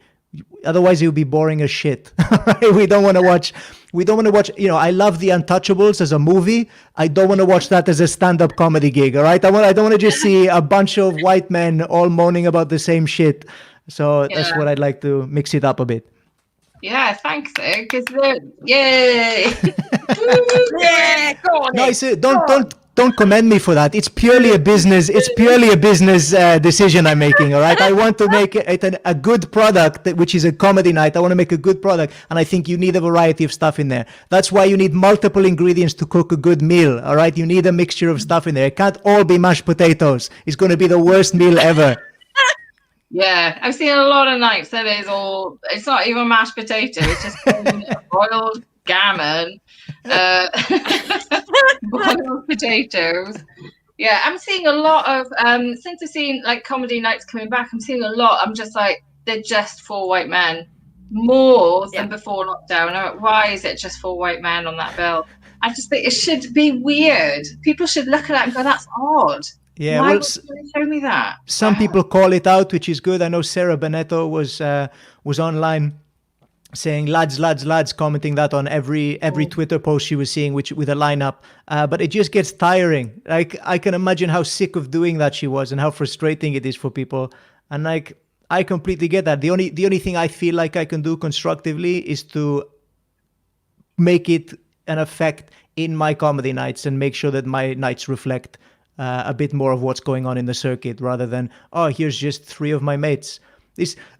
I'm always disappointed when I book a lineup and, it happens, like people pull out or people drop out and, maybe you have to scrabble together who is available on the day, and it's your closest mates who are fantastic comedians, but they just happen to be white guys. And you're like, fuck sakes, I had an incredible lineup of like mixed, diverse people. So I can understand that. I will take that criticism as well, because if I paid better, I could afford to get more people from further afield sometimes. But the beauty of online comedy is we don't have to worry about that anymore. Yes, that's true. Have there been any comedians that have said, oh, thanks, but I'm not performing online, that you've asked to perform? Yeah, a couple, and I completely... No, I won't say a couple of people have done that because maybe they've done gigs and they haven't gone well for them or whatever. And I understand, like, and I'll put this forward as well. So some of my friends I've convinced to do the gig because I'm like, look, you've told me about, we've talked about it. I know that you did that gig and it was shit. My gig's not going to be like that. I do the gig so that I enjoy it. I know you're going to enjoy it as well. So a couple of people have come and done it and they've gone, you know what, Ignacio? Yeah, absolutely. It's the best online gig we've done. So it's and it really is. So like the audience has come back time after time. Because I recognise, because I did the test with them for a couple of them. And so they're the same, they love it. They like, I mean, as much as I love lots of stuff, I not necessarily go into the same night every single month, but every month you'll have you have your regulars that come along. So it's just lovely, isn't it? And I think that's a good testament to how good they are. That's another reason I try and book a mixture of acts as well and try to mix it up because I get so many regulars coming back to the show. I'd feel bad putting on the same 4 acts every week because they've seen them a million times. There's only so many times they can listen to the same set, and I understand. I completely get it. They enjoy it, they love it. But people, I've apologized to audiences after shows. Sometimes I'm like, I'm so sorry. You've heard me do that joke a million times, and they're like, no, we love it. It's good. And I'm like, why? How can you do it to yourself? I'm sick of telling that joke. I was I'm going to interject here. 2 things that came to mind when you were just saying it. When you get people that can't walk past a comment on like a Twitter or Facebook without going, I need to give you my opinion. So like case in point, like people are complaining about bad cyclists on the canal path at the moment. So people are going, well, I'm not. Well, if you're not, if it doesn't affect you, just why did your fingers go on that keyboard and why do you need to speak out loud?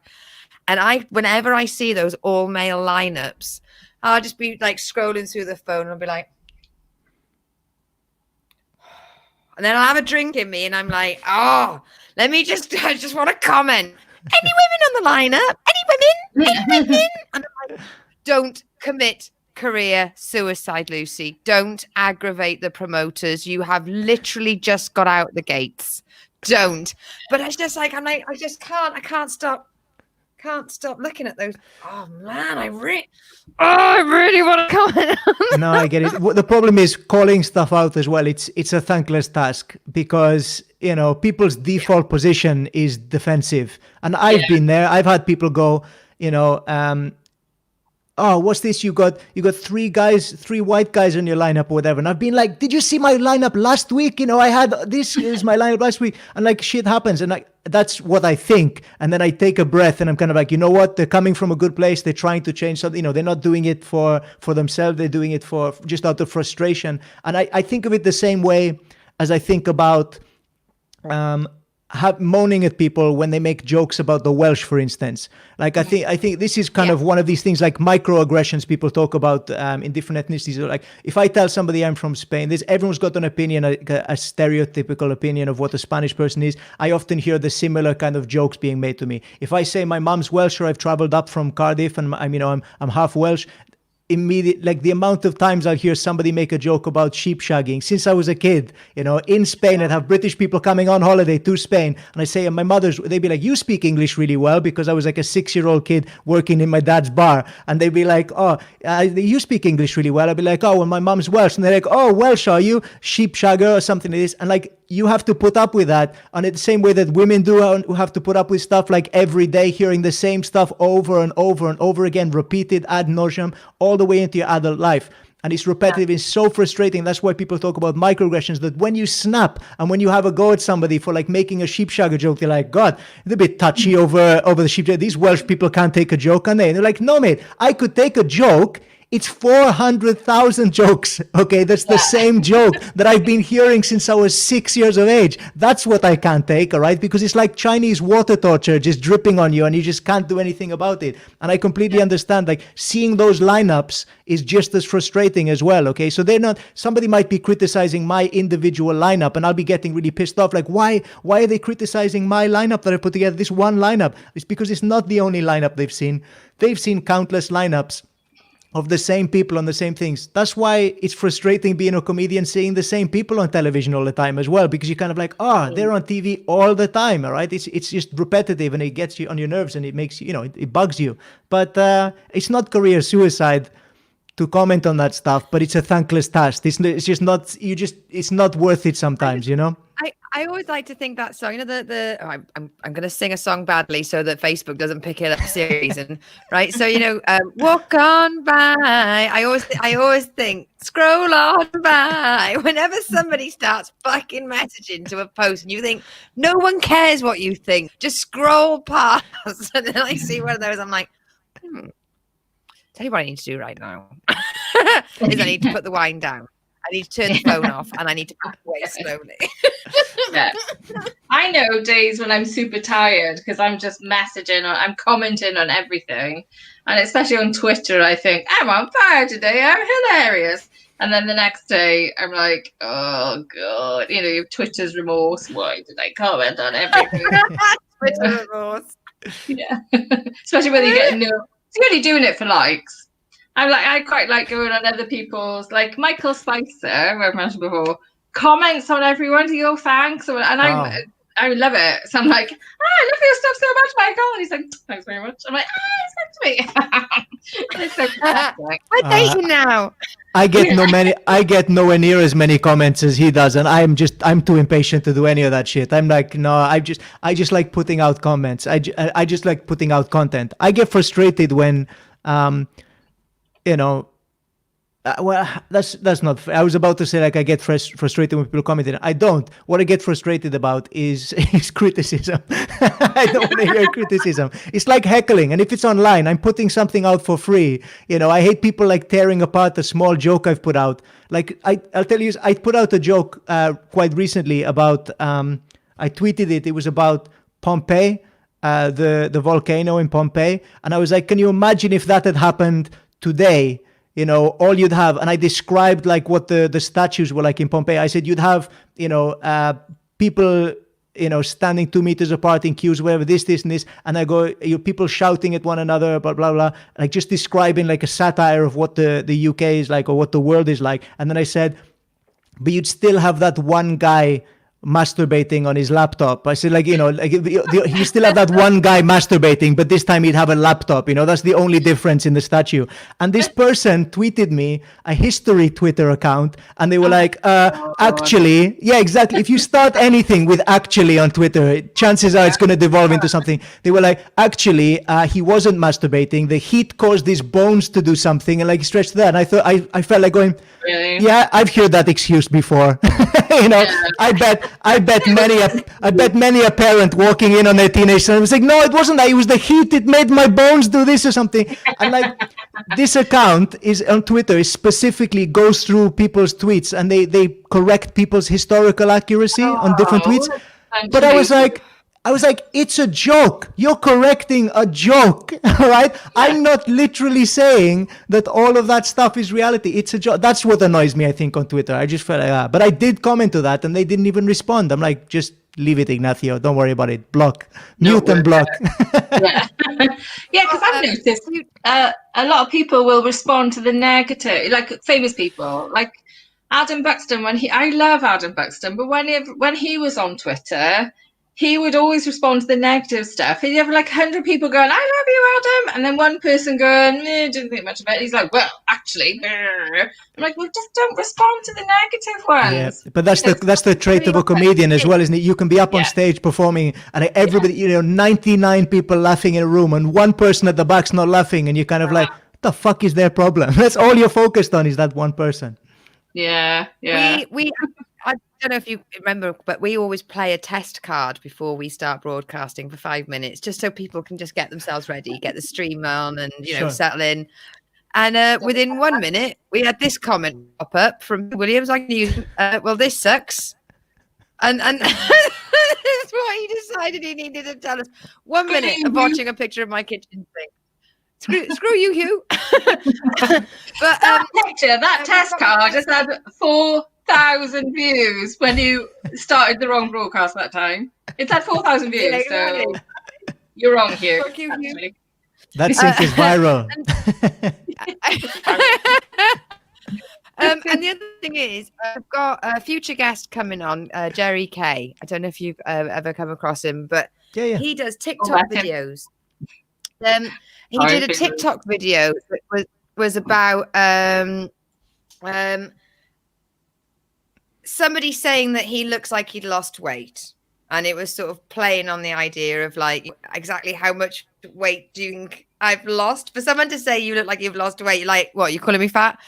And he and he went on about how maybe the kid behind it stuffing his face with a donut. I can't remember the actual clip, that he was like, said something, and he got all this clash for you shouldn't say this and you shouldn't say that and you shouldn't say the other. And then he did another TikTok video going, I need to confess that everything I said was a lie due to the fact it was a fucking joke. It never happened. Yeah. It wasn't real. I tweeted out a poll, and I think I put it on Instagram and Facebook as well. And the poll was just, okay, let's settle this, UK. We're going to find out what the UK's best biscuit is. All right. Oh, Is it the Jaffa cake or is it the Mars bar? And people lost their shit. And the worst thing is, I knew they were going to. That's why I did it. It's clearly a joke. But what annoyed me is people losing their shit over it didn't bother me. What annoyed me is followers of mine who've been following me for years were like tweeting me going, Ignacio, like, just, like a Jaffa cake is, it's a cake. It's not a biscuit. And a Mars bar, that's not a biscuit either. That's a chocolate bar. And the picture you've posted is of a Snickers. And I was like, you followed me. My name is Comedy Lopez on Twitter.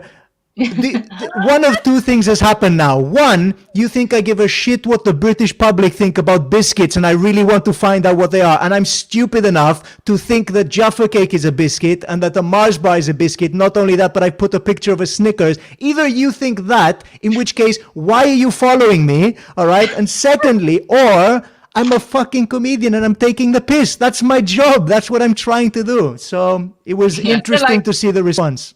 I love your followers all like, yeah, we'll laugh up all the Comedy Lopez, but biscuits, that's too far. Ray saying,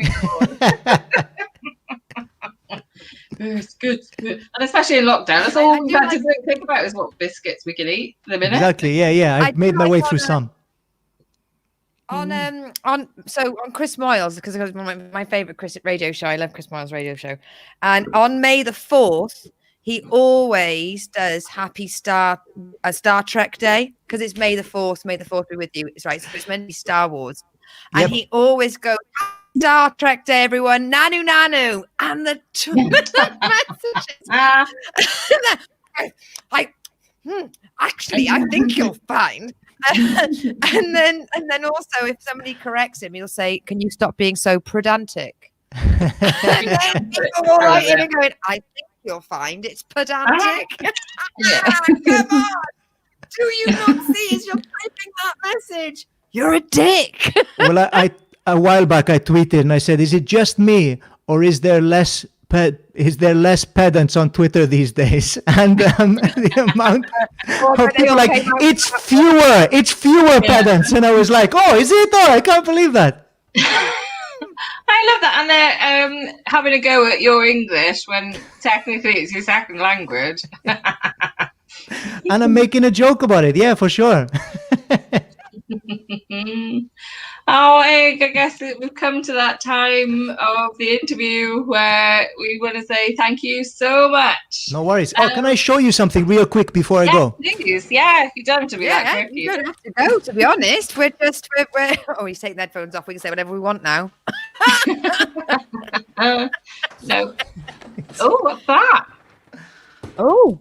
Ooh, worms. So I got a parcel from Amazon today. It's the biggest box of pretzels I've ever seen in my entire life. I got this and I was like, I didn't order this. Where did this come from?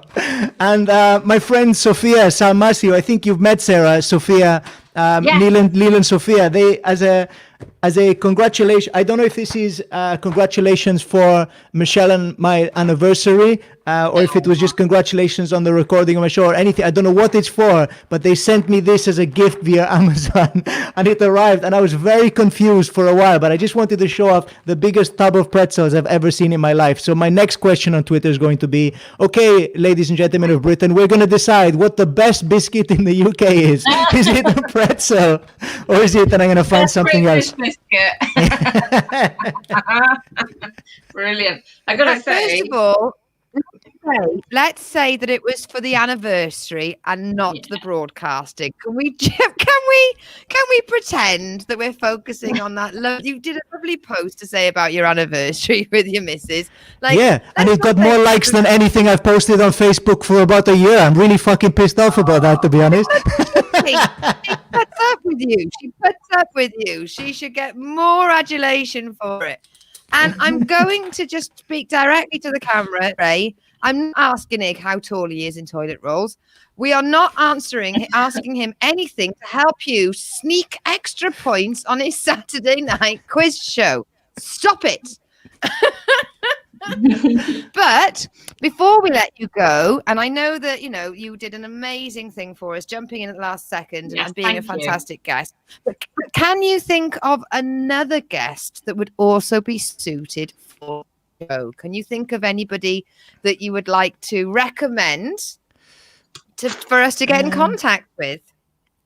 I'm trying to think of the time that it goes out, because a few of my friends, they run streams, but I think they might clash. So let me think of an alternative. I tell you, I know who would be a good guest is Chris Purchase, but I don't know if he streams at this time. So Chris would be a great one, and he's doing lots of online content, and it's really fun, and it's an interesting perspective to hear from as well, because he's someone who adopted the online stuff really quickly as well, and he's really tapped into his interests and made it quite fun online. So it's worth chatting to Chris Purchase if you get a chance. Right up my Strasser. Thank you. Yes, thanks very much. I've met I've met Chris at one of Ig's gigs, so I'll message. You might remember where I am. I'll message him. Yeah. So Ig, on Saturday, what time is your? And it's the best place for them to go is your Facebook page. Yep, it's going to be on Facebook. Usually it's on YouTube as well, but I don't know if I'm going to be able to make it work on YouTube because I'm going to be in a hotel, like I said, in Manchester. But it's going to be at 8:30. Usually it's at 8 p.m., but it's 8:30 this Saturday. But it's every Saturday. Week 31 of the quiz. It's free. Join in the party, and yes, it's going to be a bit Manchester themed, although not 100% Manchester themed, because I've written a bunch of other questions before I got booked for this gig last minute. Oh, do you want a quick bit of showbiz gossip? The reason I've been booked for this gig last minute in Manchester is because because a bunch of comedians or a bunch of people from Britain's Got Talent, because the comedian that I'm replacing was on Britain's Got Talent, have tested positive for COVID, so they now have to self-isolate for 2 weeks. So that is why the gig became available. And they got somebody from Wales. Do they not read the papers? Hey, I am safe. I am completely 100% self-isolated, and all that stuff. So yeah, it's all good. And I haven't been on Britain's Got Talent, which I think is that's probably where you potentially. Well, it is. I mean, if it tested, I don't even know. He hasn't tested personally positive for it, but because crew members of Britain's Got Talent have, it means that he has to self-isolate now for 2 weeks. So. Get in. Oh my gosh! I wonder if they'll reimburse them for lost money, lost wages. I mean, well, the government certainly fucking won't, will they? So, we'll figure that out. Screw you, retrain. I'm going to do away with all the region. Just to double say, so that's 8:30 on Saturday. I'm just making sure I'm putting all the details in because be wary now, because our Lucy Orchard is so competitive. I think I wouldn't be at all surprised. She just tries to win. She'll start murdering people so that she's the only one left and will get to win the quiz. There's no prize, Lucy. Hey, Can you do a watch party? Because I'm up for a singles watch party on the quiz. I think, or at least we could join in the chat. My house against your house. Go for it. Make it happen. Interesting one. So you. I got the family quiz. Sorry. All the girls. Sarah's doing the family quiz. Oh, do you know what? Yeah, whatever. Do you know what? You're too scared to take me on. That's why. Yes, That's why. Family. I value my life. Even like a family. See, this is what I'm going to put up with. She's so competitive. I'm really not. I know I can win anyway. I don't need to compete. Oh, do you know, family quiz. I'm always coming last. It's really. My sister has got like a first for her degree. No, she got like a 1-2, like almost a first for her degree. My niece got a first for her degree, and I, you know, applied for university. So you can imagine who wins every frigging week. I'm yet to win the family quiz. So I might come over just so I feel like I can get some points, frankly. Tell them, unless they're going to make the question better, sod them off and join me on a single battle off on the Lopez quiz. I think that's. Let's be on the same team, Lucy. Instead of competing, we could be on the same team. Never even that didn't even cross my mind. What a great idea! It's so competitive. Team up. This is like the Avengers, where they come together for the first time. Think, girls, assemble. Egg, thank you so much. No problem. For second returner, we'd love to have you back again in the future. Maybe talk comic book stuff and films and things. That'd be awesome. Sure. So thank you very much, and give it up for Ignacio Lopez. Take care, folks. Thanks for watching. Thank you. Bye. Take care. Bye. Oh, I love Ig. He's so great. He's a bit bloody lovely. He's lovely. He's such a good guest. So interesting. I'm allowed to say he's handsome, aren't I? That's not. You're that's allowed not. to. I'm not allowed. I know. I'm not breaking any. I'm not pushing him against the wall, grabbing his testicles, and going to sleep with me, darling. Which is not yet. Not yet. I'll be frowned upon one day. Yeah. Is it too far? No. I do quite like it, but we're not allowed to. Okay. I do quite like it when guys go, "Oh, you know, it's Me Too stuff. Like you don't even know how to pay a woman a compliment anymore." And I'm like, if you push them up against the wall and put your hand up their skirt, it's probably wrong. Yeah. That's not a compliment. Saying your dress looks nice, absolutely fine. Yeah. But your dress looks like where you're grabbing on a tit. Maybe not so much. On a tit whilst you're complimenting the dress. Too far. Yeah. Hugs at a full body and a squeeze way too hard. It's not really a hug, is it? It's realize that you go to hug somebody and then you think, oh my God, I'm being over familiar. That's fine. Stop your behavior. If you hold them for 9 seconds and sniff their hair, too far. Yeah. Too far. Look, you know, just a quick hug, chest up, that's all right. But a full body hug, licking their neck, no, that's a no-no. No, too far. Not keen.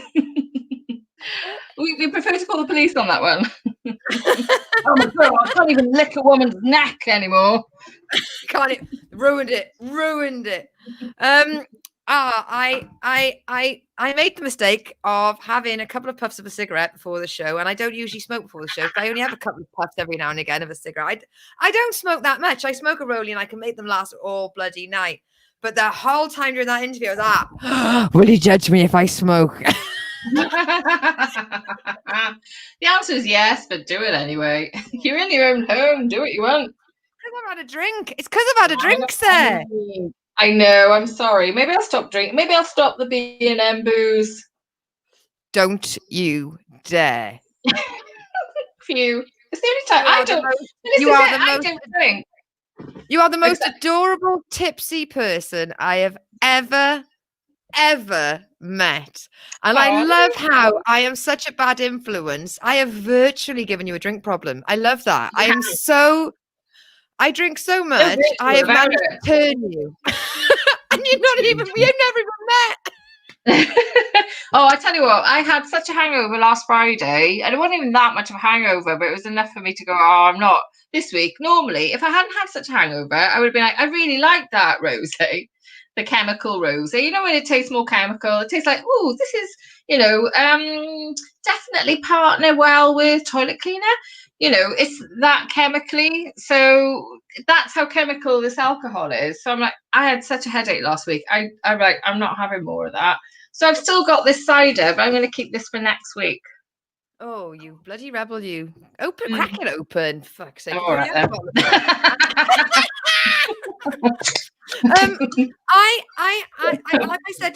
Like I said at the beginning of the show, I've got a new job. But what I've been doing, this is nice. I have Cheers. Cheers, by the way. I'm just opening another one. I've been working in our local shop, and I love how how you have things by the till and people are going on them, kind of thing like that. You cannot go into my shop without buying a bottle of booze. All of my sleepy little villagers, they come and get a paper, bottle of booze. Come to get some milk, bottle of booze. Is it more expensive than anywhere else, though? No, and they all come in, and I go, and I always ask, is that nice? Because I oh my God, we've only got, hey, we've got shopping here. And we've been talking about you. Your ears have been burning.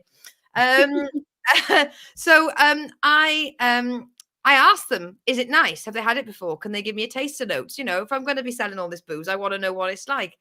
Yeah. And they always have to do that thing where they go, oh, it's cheaper in here than anywhere else. Oh, it's £8 in such and such. It's only £6 here. So I bought 2 bottles of booze and I had them last night to celebrate resigning from both my jobs because I'm going up the new one. Fuck it. I don't remember going to bed. Oh dear. I woke up and my phone, I've taken about 7 cat videos. Oh, thank God for that. It could have been a lot worse. Wait. Amazing, cute pictures of the kitten, the videos of the kitten playing with a toy. But I'm like, who did these? I was going to say something, but I think I would leave it for possibly the next time I'm ever invited onto Big Wolf Small Talk. Because, like, as Ray mentioned, it's like the late night version of the kitchen sink. Too hot for 7 to 9 p.m. Exactly, the 10:30. Oh, you were so brilliant on this week's Big World. I felt so sorry for Leon because the two of us were just like blah, blah, blah, blah, blah, blah, blah, blah, blah. My favorite line that came out of Bridgman's mouth, because how she's classic. There's always a classic Bridgman quote, right? We were talking about flashes, and Sarah was like, "Do they even sell trench coats anymore?" And I'm like, "Yes, Sarah, because it still rains." Yeah. But I'm like, you remember the flashes in the 80s, 70s and 80s? It's like, why would they? The clothing de rigueur was the trench coats. And when you think about it, so they're naked under that. Trench coats are not a comfy, warm thing. They're cold. They'd be walking around in the winter, flashing away. God, if it was a duffel coat, you'd be taking 5 minutes to get your toggles undone, right? And if you're wearing a sports jacket, people can see that you got your cock out.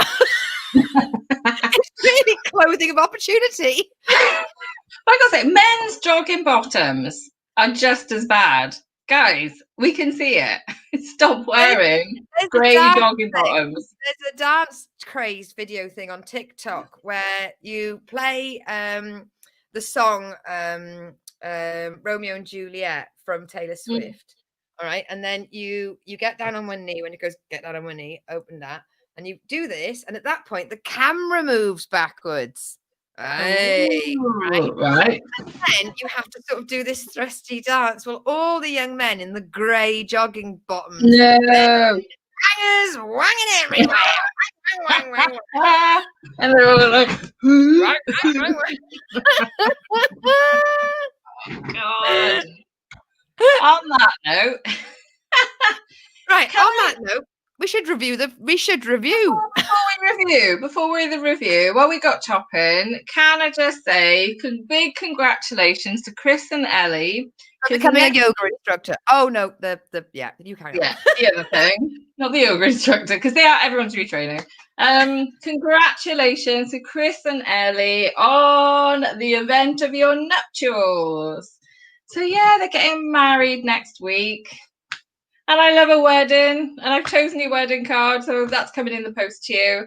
And I wish we could all be there. Please live stream it on Facebook. I love a wedding. But congratulations. I'll do the tech. I'll do it on StreamYard. we'll do a special kitchen sink special from the registry office, or wherever you're getting married. We can have it like this, and then the third picture will be from the church, and the BS going, "Oh, I love that dress, love that." Oh, look at that! Oh, she's crying. Oh, that lace looks vintage. Oh, she's gone around. Oh, they put the ring around the cat's neck. Four cat ring bearers. I'll wrangle a cat for you, Chris. That'd be yeah. Please do video as much as you can of it for us. Yes, please. And I know it's a small wedding until we're all allowed out, but Danny said, I wondered what you nutters were on about, but I'm thinking military clothing. My trench coat. Trench coat is not about a 4x6 hole. It's a warm, woolly one, but the raincoat I had in the arm was more Flasher Mac. Right. Yes. No trenches were dug in the making of this flashing story. Why is it only men used to go around flashing in trench coats as well? Because I'm not aware of any women used to flash. They'd run across if the woman is wearing a trench coat, it's because she's gone to surprise her partner. Yeah. So you turn up and you go. Whereas if a man comes to do all the cleaning in your flat, because I love you, babes. Yeah. If a man's wearing a trench coat, it's because he's about to get it out. He's flashing his wang. Right. Right. Let's move on. This might be kicking in now, guys. Right. So we are going to be reviewing. Oh my God, I didn't change that text. 1 second. Living Single. Now, Living Single was recommended to me by our future guest, Spider Jones, who said that it was like Friends, but with people of colour. So I watched episode 1 and episode 2. You can find loads of seasons 3, 4, and 5, but you can't get those seasons. So I did actually watch one of the season 3. But here you go. I'm just going to play a little non-musical video. It's on YouTube, so we should be okay. Please don't come at us, Canada. Yeah, and I just realised it. I still needed to grab it. 1 second. Sync pictures. Keep talking, Sarah. Just keep talking. Fill the air. Oh, while we're doing that, can I just ask, what do you think? Is this cute or creepy? I bought these face masks today. Cute or creepy? Oh, wrong way. What do we think? I'm the nose there. Will that be all right if I walk around Tesco's with this on? I've got this in the card factory. Hello. See, I like it. I'm very aware of the fact that for people that have got special needs, that could be quite scary. Okay. I might wear it once and see what happens. Oh, the video's uploaded now. I get involved in the chat. Do you like Sarah's face mask? I mean, bravo for wearing one in Wales. I mean, you're ahead of the trend. We all wear them. I've got I've got it with me, but it's I've got a pair of glasses with a full face shield so that it's see-through. Oh yeah. And I have had people comment that because they are hard of hearing, they can at least see my lips move and they can still lip read. And I do adore it for that point. And I'm thinking, well, it's less scary for people with learning difficulties. It's able to be lip read, and it doesn't hurt because it's also on glasses ears. They're bound to ban them because it's so fucking comfortable. Yeah, probably. And I remember when the masks all first came out, like everyone was going on about it has to be a certain material, it's got to be a certain thickness, otherwise it's pointless wearing them. And now everywhere you go, they've got this really thin, it's literally just jersey material. I can't see that that's stopping anything coming in or out, really. 1 bit or 2 bits? 1. One bit of jersey, £2.99 for two. £2.99 for two. Two. But there's just one bit of it's jersey material. No, it needs to be one. It needs to be two, sorry, because you got the one bit and you got the next bit, and it's sort of, it'll stop. If you put a single material on and blow a candle, it'll shake. Whereas if you've got two bits of material and blow a candle, nothing happens. Halloween special next week. We're going to do our makeup, aren't we? Wasn't that what Ignacio says he does? What did he say he do, Ray? You got to fill me in a bit of context. Yeah, me. Right. So I'm going to play this clip, and it's from season 3 because it was easier to find. Right. Roll. There better not be any music. No, there's no fucking music. Just about finished, but I won't move it up to your poorly ventilated room until the lacquer dries. I wouldn't want you to take a nap and wake up cross-eyed. Hey, kitty, kitty, kitty. Come on, kitty. Fishy wants to play. Come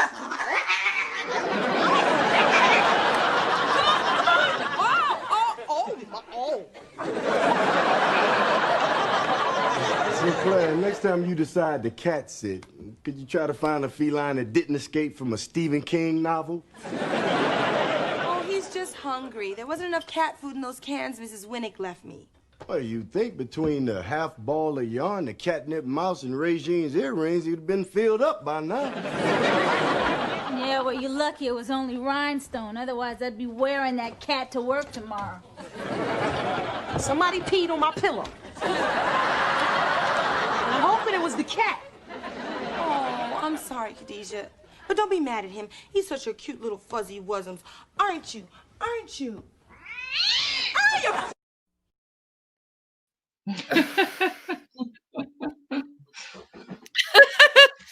I'm going to have a word with Spider about this because I don't think it was like Friends. Oh, really? Yeah. I thought it was more like the Golden Girls format, but younger. Yes, definitely. Yeah, I can see that. I thought it was great. I thought it was really watchable. It's very 90s, isn't it? Really of an era. Because all of them, like all the sitcoms then, you got Cheers, Ellen, Friends. I remember watching Friends and thinking, oh, it's really modern. It was almost like the next generation of stuff. I did think it was quite similar to Friends in that the characters, like you had the lead bossy character like Monica, you had the ditzy female character who's just off the boat. So Phoebe. There's the ditzy, Phoebe. The one who was just all, even to the point, I watched the first episode because he sent it through on the link. The girl who was seeing this guy and he ended up being married. Yeah. And they said to her, you're just looking for a guy to carry you. And it's not working out, so keep being dropped all the time. But I saw very much Rachel in her. And the girl who was a lawyer, I saw very much Chandler in her. And the dippy bloke, I saw him very much being Joey. So I did see a lot of Friends in it. I don't know if I was looking for it. As opposed to there being 3 and 3. And I really liked it. I really can't understand why it didn't even come over here. Well, I watched a little 5-minute thing about it. This YouTuber saying, comparing it to Friends. And there's some of the she was saying that that they put it I mean, how stupid is this? Because they could have had a lot of the same audience. I was like, I would have watched that and Friends. It was would have been, I was 16 at the time, it would have been up my street. I absolutely would have watched it. Why make people choose? Because they put it up at the same time as Friends to make people choose. Yeah, because do you remember ages ago there was this thing about when that one of the Simon Cowell programs was on, and it was on at the same time as Strictly, and it's like, just put it an hour earlier, an hour after. What? The people that miss out are us, the audience. Yeah.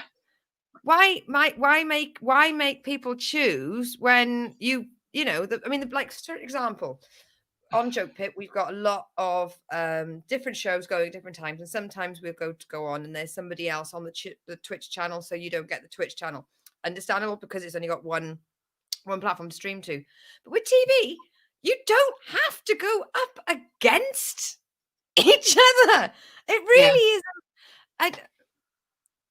I wonder, were they different channels though in America? Like, was one Fox and one NBC or something? One was NBC, and they were right next to each other. And what Spider said was that before Friends, you had Seinfeld. So you had sitcom, sitcom, and then on the Living Single channel, the one before it was the Martin Lawrence show, which was a lot more sketch show than sitcom. So people were obviously watching Seinfeld because Americans were genetically programmed to watch Seinfeld and to get upset about when it did. So they were just on that channel, and it went on to Friends. And it stinks of the network saying, "Oh, here's Martin Lawrence, person of color." So people of color will watch that, and then they'll watch this other sitcom aimed at people of color, which is just fucking bullshit, isn't it? You know, because we all like whatever we like. Color's got nothing to do with it. Yeah. I would, and when I watched one of the season 3, it was so different to season 1, how they'd gotten slicker and the characters had developed and all the writing, they'd all obviously like gotten really into their stride with it. I don't understand how that never came over here. Because it's not as though American programs with people of color didn't transfer. I mean, like Hanging with Mr. Cooper. Bloody loved Hanging with Mr. Cooper. I haven't seen that. And I'm aware of it. And there's so many shows from America that have made it over here. I just don't understand why. We didn't get a lot of them. Like, we didn't get In Living Color. And loads of people talked about In Living Color, and we never got that. And it was the same people behind In Living Color as behind this. Well, we definitely got different strokes. I mean, we got the Cosby Show. We got Desmond. I loved the Cosby Show. And I was like, what? I like the Cosby Show. Really? Dr. Huxtable is... Really? The guy with the jumpers is that? Oh, right. Don't leave your drinks near him. Yeah. He makes a mean martini. Hell of a hangover. I mean, Fresh Prince of Bel-Air. Could you get a bigger show that came over? I don't understand how Living Single didn't come over to the UK. Yeah, it was really good. We would still be binging that. I mean, there are people that weren't even born when Friends were on, but now it's on Netflix. They're redoing it. For us, Friends was what E4 played from sort of 8 a.m. to 8 p.m. on a Saturday or a Sunday or whatever. It was, I mean, we had the box sets, you know, with all the VHS. I was there at the beginning. Friday night, my parents went to bingo. I used to go to Blockbusters, get my Haagen-Dazs and crisps, come home and watch Friends at 9 p.m. I think it was 8:30 or 9 o'clock. Yeah. And there would be comedy on and whatever Friday night shows were on Channel 4. I might have had to wait maybe an hour. It might have been if I was lucky, if the weather was good, we could get Channel 4 in the front room. But if I wasn't lucky, I had to wait an hour for it to come out or 11 p.m. for it to come out onto S4C, which is S4C. Yeah. I remember a girl I knew that they used to watch Nikita on Channel 5 when Channel 5 first came out. And I'd see, I was in the other room, and they all started going off and doing something, because what they had to do is they had to put the VHS on because they'd record it to watch it the next day. And they had an aerial on a pile of books and a box in the middle of the room, because they worked out this is where the aerial channel. Yeah. I saw the countdown to the start of Channel 5 because the Spice Girls did it. Yes. We did 5, 4, 3, 2, 1. 5, 4, 3, 2, 1. I remember thinking, I'm going to watch this. This is historic. Yeah. But back to Living Single. the suits, the pantsuits that the feminist woman would wear. Oh my God. Could they be any more 90s? Yeah. Wrong sitcom. Yeah, and then so for them to have Queen Latifah in it, because when Queen Latifah started singing the opening credits, I was like, how the fuck did they get Queen Latifah to sing that? And then she walked on stage. I was like, oh, that's how she's in it. I was really so impressed. I genuinely didn't think I was watching the first episode. I'm like, this is going to be halfway through the first season. It was so good. It was so, they just like hit the ground running. It was really good. And I'm really pleased that Spider told me about it, and I'm really glad that I've seen it. I mean, from doing Big World Small Talk with Alex, we would, when we first started doing the game, we would set each other challenges, and I made him watch some Tommy Cooper, and he made me watch an animation called Bebe's Kids, which really was not a kids animation. It was it was an adult cartoon, but because parents just saw it was a cartoon, they let all their fucking kids watch it. God.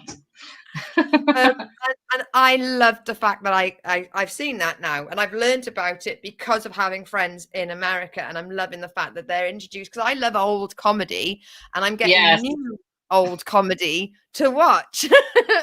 But I was so disappointed that we've never heard of Living Single. The production value, the quality of writing. How? White men are in charge of the networks. Oh, I forgot about that. Middle-aged white men in charge of everything. Yes.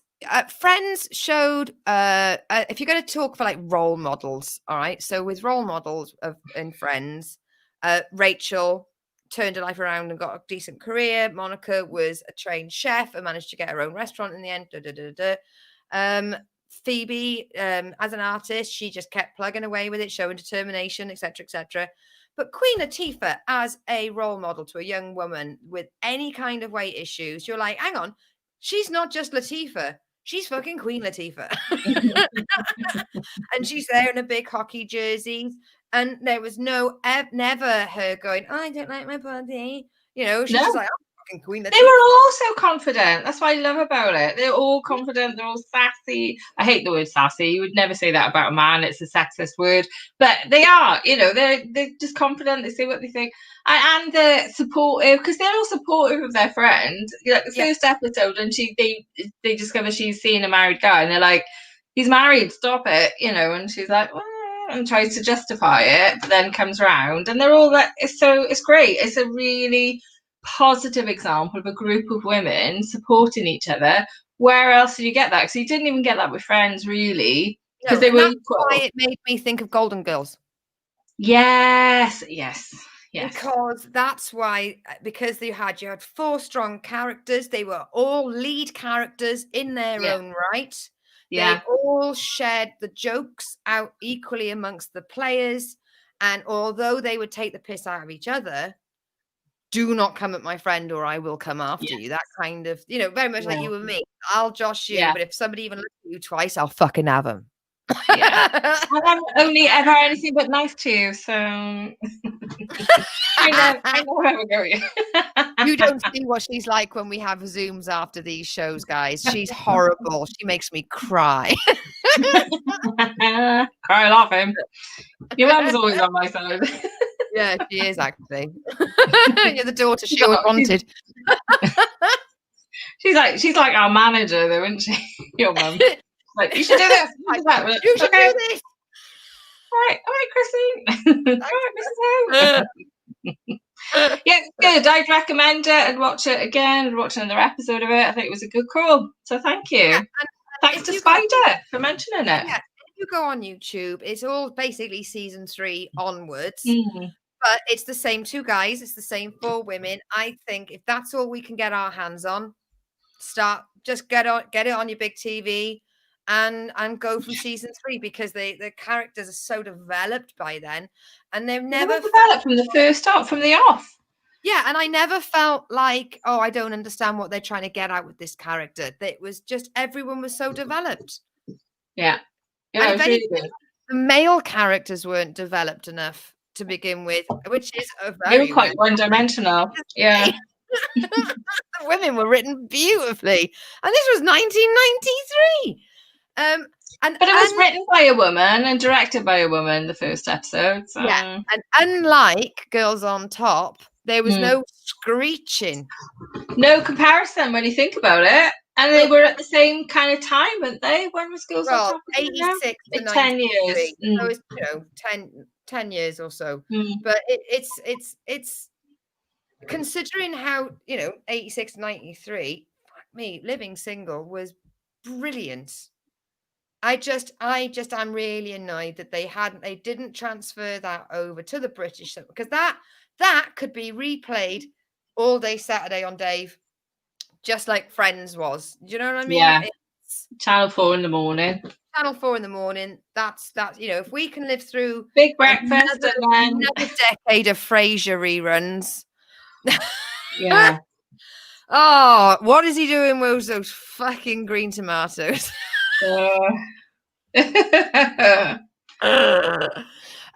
Yeah, so I'm really pleased. I've had a message off Chris because we mentioned his wedding. He said, tell people we don't want gifts, but they should subscribe to my YouTube channel. Oh, do you know what? He never takes a day off, does he? Do you know what I'm going to do? Right, with your permission, I'm going to play a clip of Chris that I had loaded up from my Lucy show. So everybody, this is a little clip of Chris Choppin talking about having to retrain. All right, guys, it's time to see my results. Wish me luck.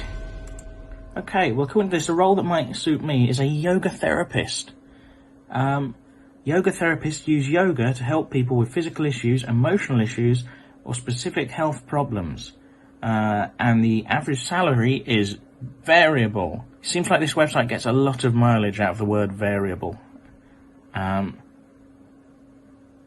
that's a freelance, self-employed role, apparently. Good, because those are secure. I mean, I can't touch my toes. So I tried to do yoga on Wii Fit once and hurt myself quite badly.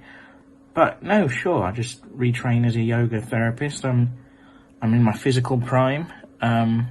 Tried to go for a jog yesterday, managed very nearly a kilometre, so I think people will come to me for yoga therapy and be like, mate, you're in a worse state than I am. This is bullshit. I'm like about the least. I thought for yoga. Oh, he's hilarious. That's really good. Yeah, follow Chris on his YouTube. Yeah, and I always add an S on his name. I always had it Chris Choppins. I always say Chris Choppins. What is it? Chris Choppin.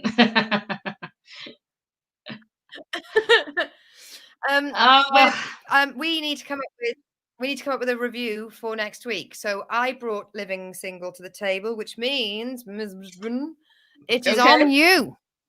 Okay, well, I'm going modern, but it won't feel modern. It has a very feel of an old-fashioned comedy, so I think you'll like it, Lucy.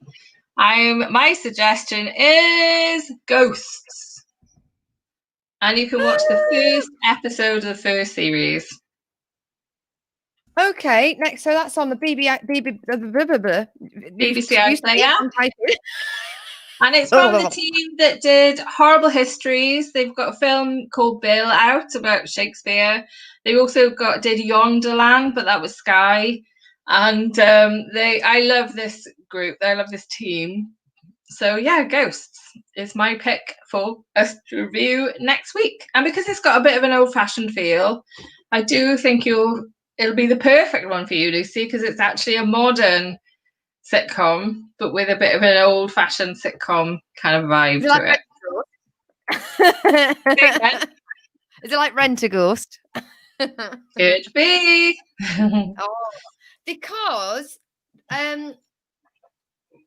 it's on the iPlayer, and I think I saw an advert for it, and it's got that young guy with the short hair, the skinny one. Did he play a werewolf in something else?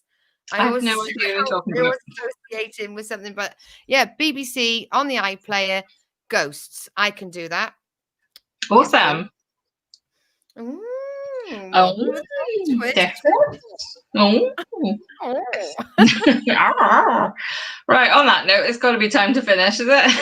We're going at the camera.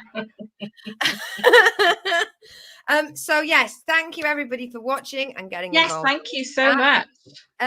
Please tell your friends about this show. And if they're like, oh, I don't have time to watch bloody 2.5 hour long whatever show, tell them that unavailable on all streaming networks is the podcast The Kitchen Sink. And every episode we've done, apart from the first 2 with Brooke and Louise Lee, but Louise Lee has come back. We just need to get Brooke back, and then she'll be on the podcast. But yeah, everybody that we've interviewed, we've put it up. Just put it straight up onto there. I don't know how to edit, so yes. Who's got time for editing? Like, we got lives today. But yeah, so please tell people about us. We're Thursday 7 till 9. We've now got another 5 weeks of guests already in the bag. Yes. Can you remember who's next week? Because he's your guest, so I can't remember who it is. Is it Jerry or is it Vix? We've got it written down. 1 second. I'll have a look at that spreadsheet. I'm just bringing the spreadsheet up. You do the spreadsheet then. I just want to say I'm grateful for everybody watching. Thank you so much. I really look forward to doing these shows as well. Like, oh yeah, we're doing the Think later. And it's so weird because we've gone back an hour. We've taken it to 7 p.m. because we needed that little bit more time.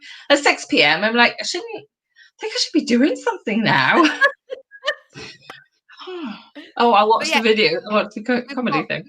We've got the force of nature that is Vic Slayton. Oh, cool! That's next week. Not only a very fantastic stand-up, she's also got her podcast and a streaming show, which is Comedy Arcade, which I think is what Comedy Roulette turned into. I think she sort of found a better vehicle for it to be in. So yeah, I'm very, very excited because although Vix and I've never met, Sarah, you've met her at the Block Comedy. We have messaged loads and spoken loads. So yeah, I'm really excited to finally. She's lovely. And have her on the show. So I'm very excited. And yes, it's going to be a bloody riot if I know her. Bring your booze. Get down to B&M, all the corner shop. Down to B&M, people. Get your booze in.